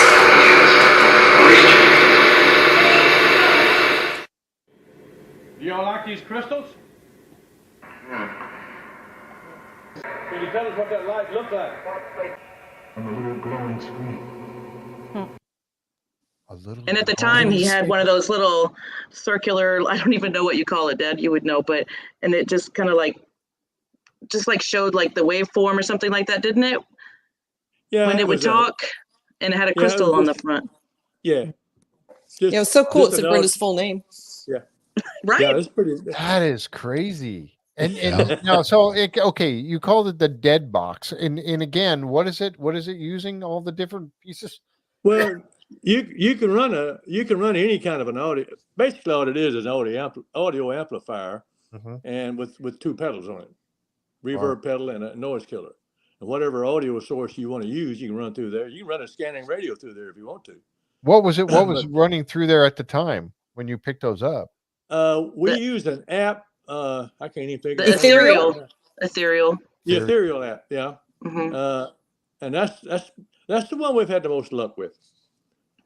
Wow. And they say that it doesn't have any canned words, but they say what it does, it assigns a word to a level of energy. Right. In other words, what if this thing's how I had no idea, but it's sensitive to this level of energy, and it assigns a word to each one. So, wow. I guess we've had many times. Oh, I'm sorry. No, I guess. Well, no, I was going to say that that's another one of those things. Maybe the spirits know how to manipulate it. Who knows? Right. Yeah, for sure. Well, I was just going to say that we've had many times where it'll give us a response to the question that we haven't asked yet, that we're about to ask. Oh, wow. Which is kind of weird, but you don't really know that till you go back and you're listening to it, right? Because in the moment it's kind of happening kind of fast, and you can't really absorb it all at the same time. But yeah, that's kind of weird too. Remember, we used to write. We would write the questions down. Yeah. Never even say a question. We write it down, and they give us an answer. Yeah. Wow. That's interesting. And when you're getting those responses directly to the questions you're asking, though, that's when it's really significant. That's crazy. Right? Pretty freaky. Right. Yeah. Wow. Sorry. Yeah, go Dad. ahead, baby. I was going to say our favorite piece of equipment is our DR60. It's our Yeah. little recorder that Dad has. That thing is amazing. It's just hard to hear the audio. Yeah, we Yeah. call it. Yeah, we call it the holy grail of EVP recorders. You have it there?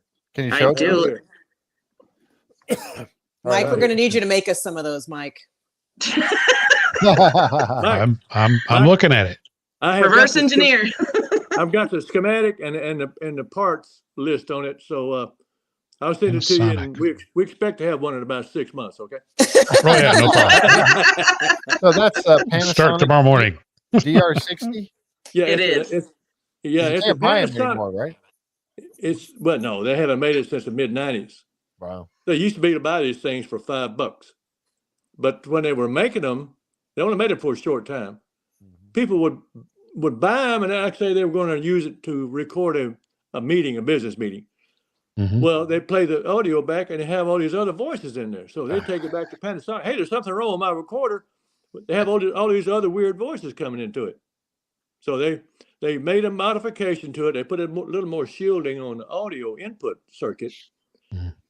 And that took a lot of the voices out, but it still didn't cure it. So they stopped making it all together. So 15, 20 years later, ghost hunters found out, hey, those are spirit voices. So now these things are going for anywhere from $2,500 to $3,500. Wow. There you go, Mike. Yeah, I just looked that up. I'm like, what? A little incentive. 500 to 2,000. I just saw. Yeah, it's Isn't about that- 2,000 That's bucks. crazy on eBay. If you can find one for $2,000, buy it. That's yeah. Wow.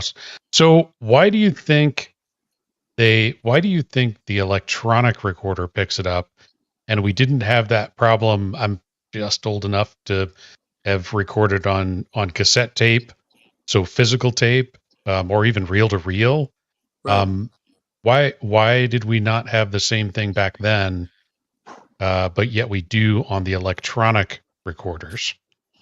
That would I talked to one of the smartest guys I ever met in my life about this thing. He and I talked about it for a long time. Eric Bard. I mean, this guy is Eric. brilliant. And he told I me, know that Leroy, guy. he said, well, it probably has something to do with the poor shielding on the audio circuit. Yeah. And he says, and I asked him, if I sent you the schematics, can you make one? He said, no, you can do it. I said, no, I can't do it. He said, all you have to, yeah, right. It's easy for him to say, right? Right. He Yeah. said, all you have to do, look at the schematic and look at the shielding around the audio circuit and just do away with that. Yeah. But here's what I think. I'm gonna be honest with you. I'm not sure it's recording audio. I think it might be recording energy levels. Yeah. Because a lot of times we'll use this thing and you can tell that the spirits are getting, wound up, wrapped up and excited, and it'll completely overwhelm this thing. And it sounds like they're yelling. And I'll ask them, use your normal voice and don't yell. And I've had them tell me, we're not yelling, you're the one who's yelling. So, I think if they get too close to it, I think it just kind of their aura overwhelms the circuit. Yeah, could be. Hmm. And you were talking about that digital stuff versus the analog. When I've done investigations, I go out. A lot of times I have my little digital. I don't have it with me here. I got a little digital recorder. It's a Panasonic that I carry with me. Right. And I go with that. And I also have and I bought this at a pawn shop for like $10. It's a night vision camcorder that I carry, and it has the tiny little tapes that go in it. And I actually pick up more EVPs on that little camcorder with the tapes, the magnetic tapes, than I do on that Really? my digital recorder. Yes. Hmm. Most of the EVPs that I've captured have been on that camcorder.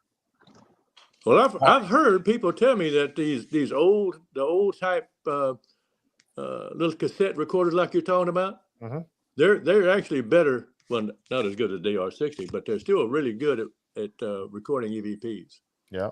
Yeah, it does. It gets something. I've had, I wish I should have had a bunch of my stuff together, but I really wanted to get your data instead of mine tonight. So that's why I didn't really collect all my stuff together. But Yeah, it's we were doing the last one I just did with it. We were at a battlefield. It was called the Mm. Bushy Run Battlefield. It's here in the Pittsburgh area, and it was the French. It was a French. They were going down to help or to resupply Fort Duquesne, I think it was, down in which is now in the heart of downtown Pennsylvania or Pittsburgh. They were on their way there and they got attacked by Indians while they were on their way by the Native Americans. And during this battle, we were out there trying to do an investigation, and I had picked up a few words, but they were in a different language. I couldn't make out what it said. And I listened to it later on, and one of the words was vente, and somebody said, well, that's green, I think is what they were saying. And then Duval, something like that. But it was a couple of words together, and it was in French. And I thought, now how significant would that be? Or did that turn out to be? Because we were in a place where the French were, attacked by the Native Americans in that spot. And yet I picked up French words. So to me, that was pretty significant that it was, anyway, but it was on that, that recorder. So I see you've got another one here, DR60M queued up. You ready for this one? Yeah, sure. Just some examples of what it sounds like and what the responses we get from it. Okay. All right. I'm going to go ahead and bring it up. I'm going to try to, I know some of those came through really loud, and I apologize for anybody that's wearing earbuds. It came through really loud. So I'll bring this up and I'll turn it down a little, and then we'll turn it back up once we hear it.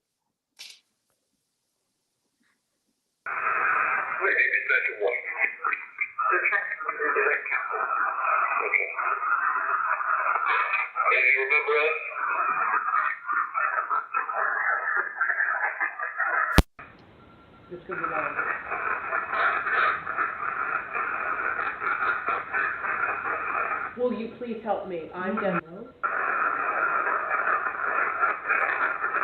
Let me out?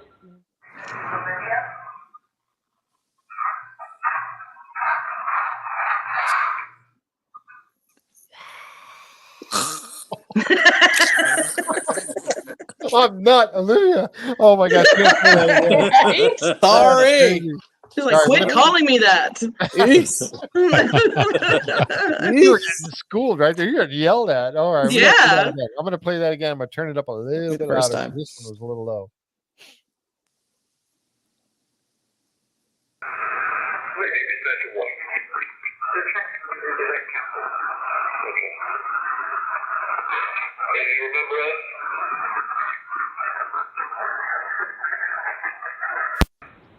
This could be loud.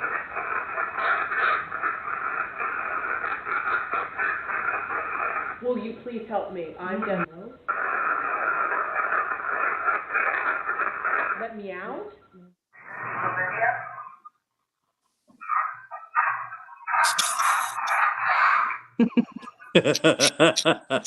Dumbass. Get your facts. Oh my gosh. See, there you go. People probably totally. I've had people when I'm going in to do an investigation. Oh, yeah, we have a report of a guy named Jim here, or whatever. Whatever, guys. I just picked Jim out of the air. But and so you go in there and you're like, hey, so Jim, are you here? Whatever. And yeah.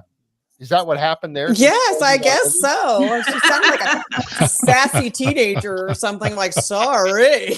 Right? Wow. I don't know who I'm talking to. I told you that already. That was really clear. Even the other ones were pretty clear. And you could tell that at the moment you got part of it. You heard part of it. Yeah, real you were time. able to recite, but missed part of it too as well because of it's one of those. Some of them are like ones you got to listen to with like your headphones on and listen to them like 5-10 times. But yeah. Wow. We try to use it when we're investigating to help us hone in. If we can try to determine what's being said, if we can try to get a name or something specific, it kind of helps us hone in our questioning or just kind of be more relevant in what we're asking. But sometimes we don't get it right, apparently. Yeah. Well, and then there's something to be said. I know when we were out and we were doing the hotel there in Vernal, and we would stop and listen back to it right there on the spot. Yeah. I like doing that because Same. then you get that opportunity to clarify. Now you can hear it again, and you're like, "Oh my gosh, yeah, it's not Olivia, so let's try something." What is your Try name? something else. Well, then who are you then? Right. And to us, even if you can't make out what's being said, the opportunity to know that you see a lot of stuff on TV and you're like, well, they could just be making that up, right? Like if you're not there to witness it yourself, you just don't know. And so to get in a room with people who are interested in finding out if stuff really happens, if spirits really are real, and they get to be in a room and they know that no one else is talking and there's voices being picked up when they know it was dead silence. It just, even if you can't discern what's being said, and that in of itself is very impressive to me Absolutely. and to them. Yeah. I agree, 100%. You got one here, Old Cold Spring Jail. I just put that one in there because it's one of our favorite places to investigate here. That's only, about maybe an hour and a half away. And it's an old jail museum, and they've let us stay the night in there, many times. And we just have every time we go, we always get really great responses. Some of them we don't know until we get back home and go over everything, but we've got some really good stuff in there. Yeah, and the sheriff was a real nasty sheriff and just did things that, you shouldn't do as a sheriff, and torture people, especially females. So, yeah. Okay. All right. Well, let's listen to this one.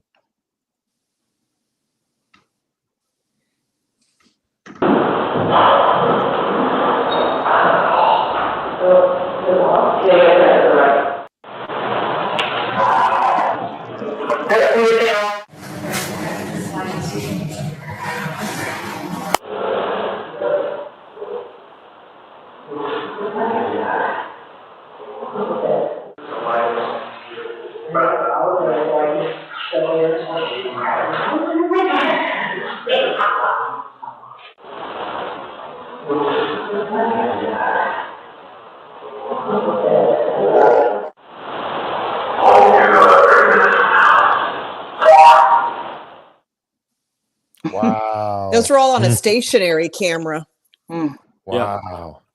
That room Right, so is those dark. weren't even on the DR60. Those were just on one of our stat cams. Right. Wow. Pretty good. Yeah.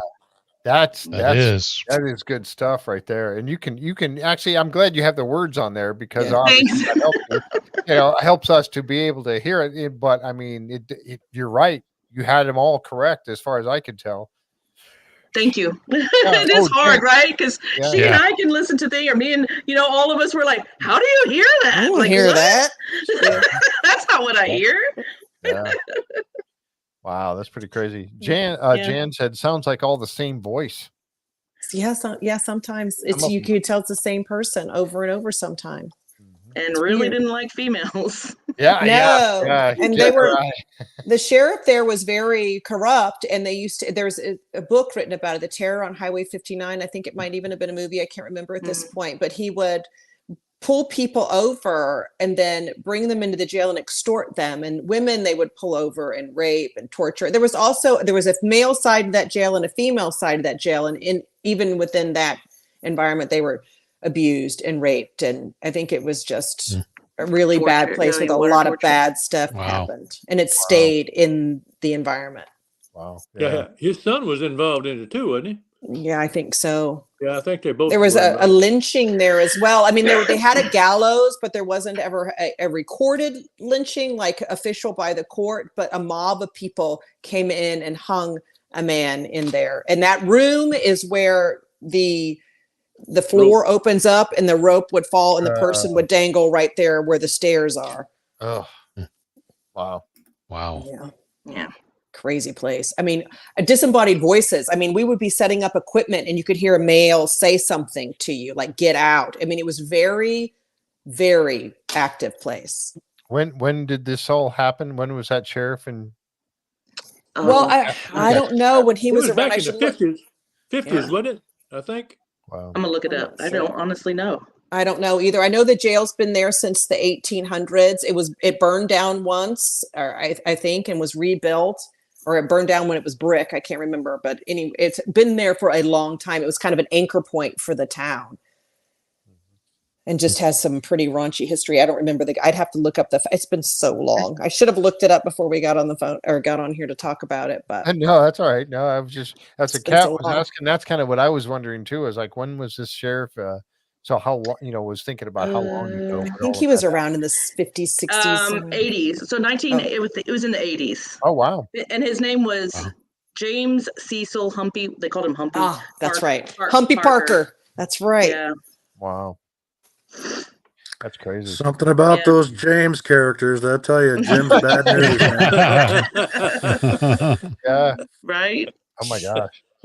I'm going to tell this little story here real quick while I've got it here in front of me. And this was actually, we watched the show. Many of us watched the show, The Curse of Oak Island. And there's been a lot of, they've done a few paranormal investigations out there. There's been a few stories that have been told about some of the, like a ball of fire that moved off the ocean onto the island. It was a large ball that, and somebody actually thought there was a fire. So they ran over there and there was no fire, no smoke, no nothing burned. There's also been shadow, a large, like, Jim talked about a large shadowy misty type thing that's been seen on the island several times. This was a story. It's about a gentleman. This particular story is called Jimm Kjelgaard and the Beast of Oak Island. And Henry DeWitt had put this on our Facebook page the other day, and I thought I would share it here. And so some of you that are familiar with Oak Island, you already know this, but in 1965, Robert Dunfield needed a man who knew the island. So he wasted no time in offering the job of night watchman to Jimm Kjelgaard. It would turn out that he would not keep the job for long. One night that fall, Kjelgaard came home in the wee hours of the morning, and it was clear to his family that he was badly shaken. Farron Kjelgaard, Jim's son, recalls he was just swearing up and down, not like angry, but like it was just coming out of him.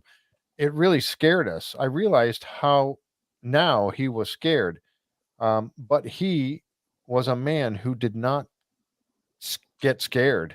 He did not get scared. So we didn't know, he didn't know how to express it, but other than by swearing. Seeing the rough and tumble, previously fearless Jim so badly shaken had really rattled the family. The details of what happened to Jim that fateful night came out in bits and pieces over time. He told me, this is his son again, he told me that I wouldn't believe him, but here he was telling me the story anyway. Farron recalled, according to Farron, Jim was in the Restall's old cabin where he spent the bulk of his nights while he was the night watchman on the island. And so this is where something terrifying took place. Dad said it was about 11 to 12 o'clock, somewhere around 11 or 12 o'clock. He said, I got a fire going. I put some wood on the fire, and then I laid down on the cot and closed my eyes. Apparently, he fell asleep. He said, I woke up and I couldn't breathe. He said there was two of the biggest red eyes anyone would ever want to see staring straight into his, like very close to his eyes. And the whole body was covered with hair, tight and curly hair.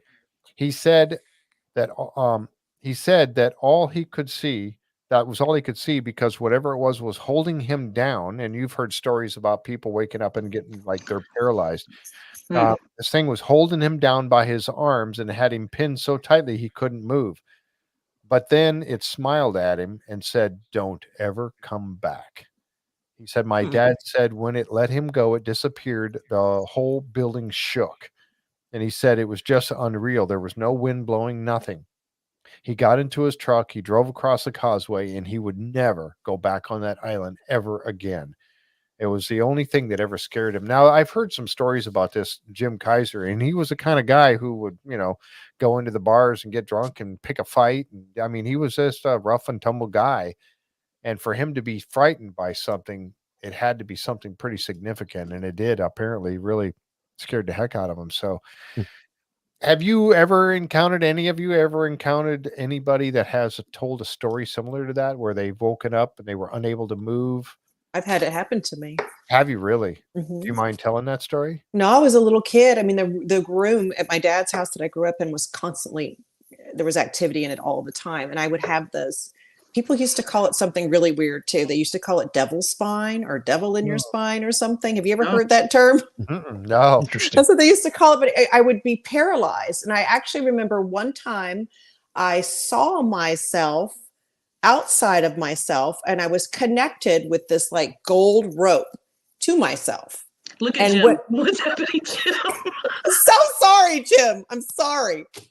You have Jeff understands why my seriously, the hair is standing up on my arms right now. I mean, just wow. We were meant to see each other today for sure.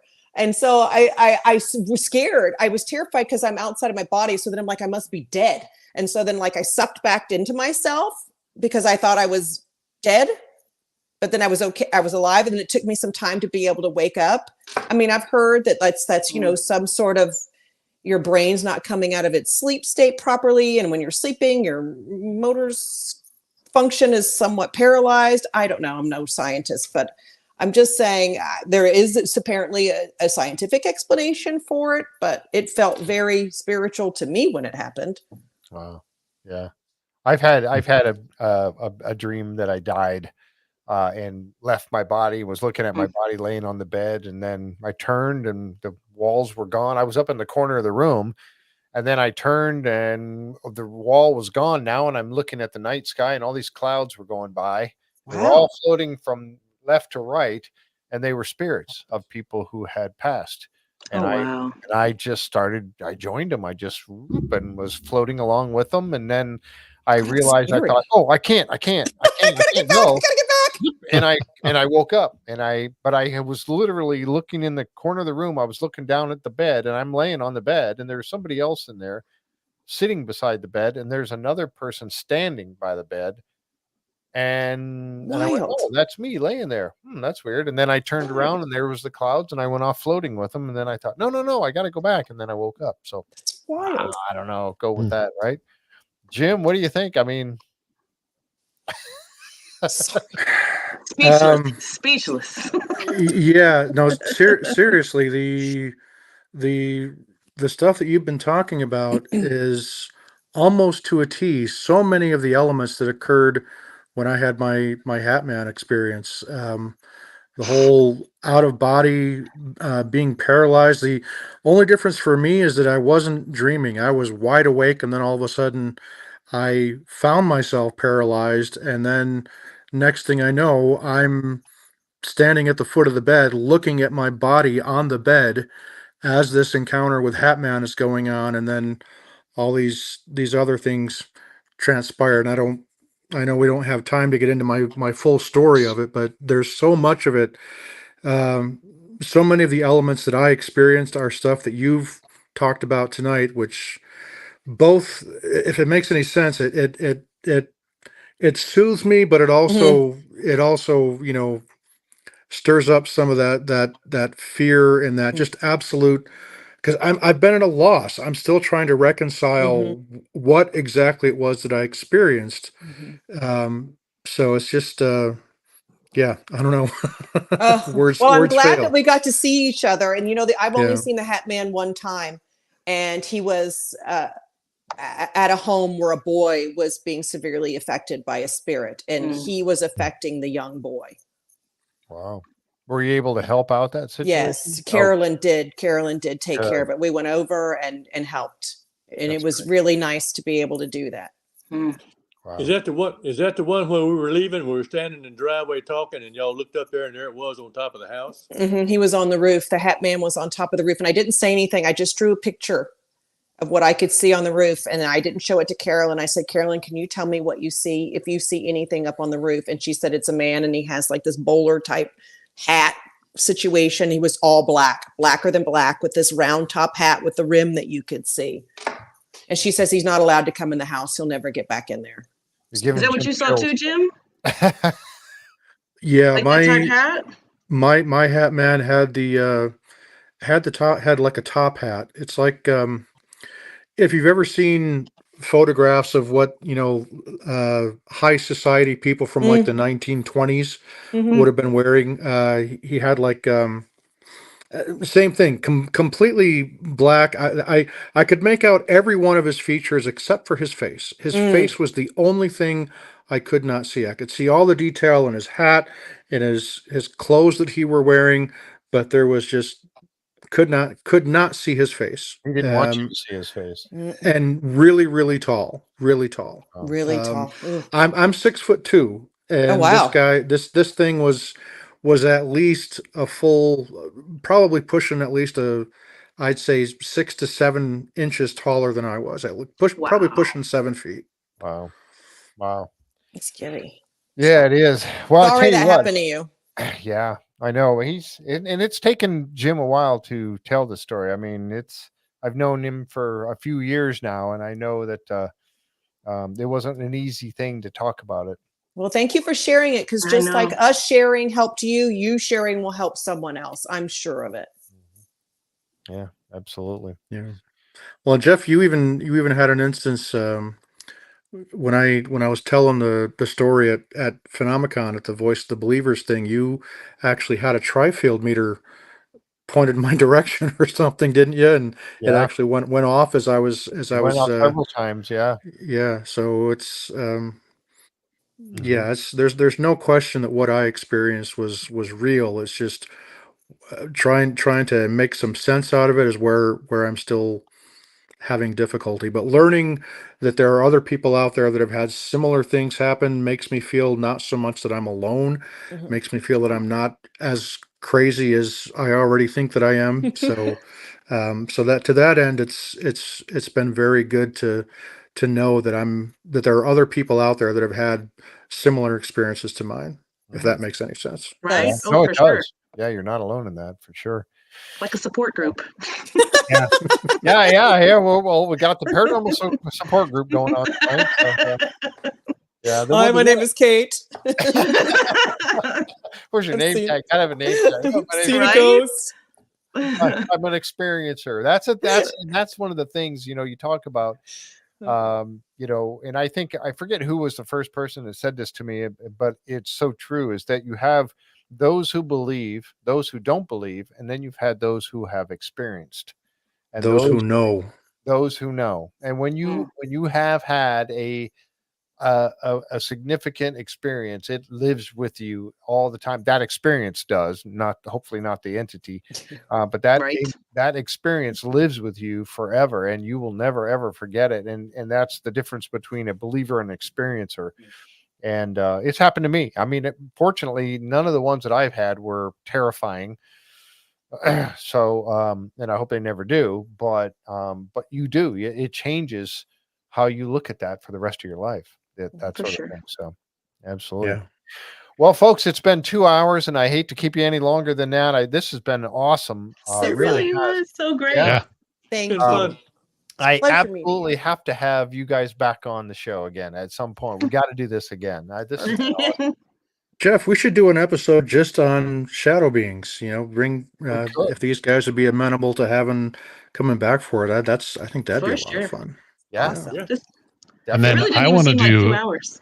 I know. I want to do so an fast. episode just crossover between Bigfoot reports and paranormal reports.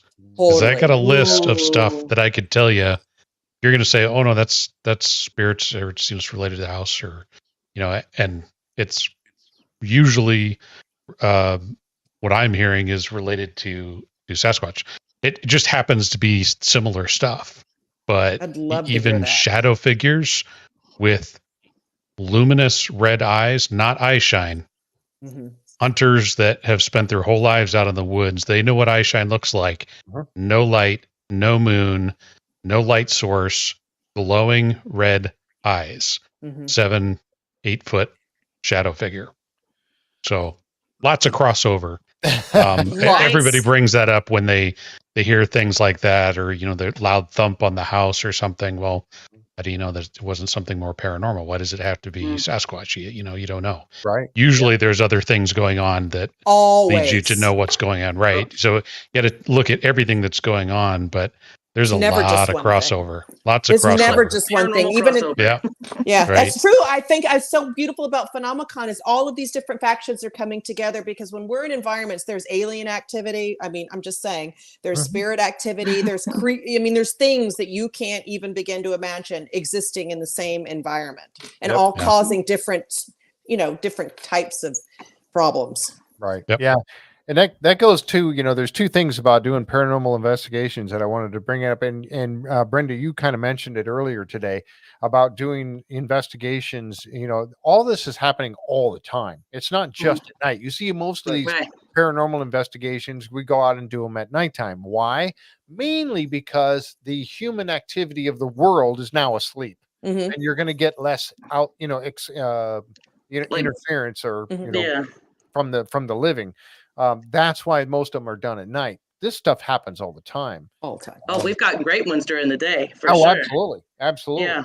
And the other thing that I wanted to mention too was real quick is that sometimes, and this is something I got a chance to talk to John Zaffis about briefly when we were at a conference together, and I got this chance to talk to him, was that sometimes I believe that what we are, and this kind of goes with what Mike was just saying, that rather than being, if we see something, if we're doing a paranormal investigation and we pick up an EVP or we see something that we can't really nail down exactly what we're seeing, was it truly a spirit?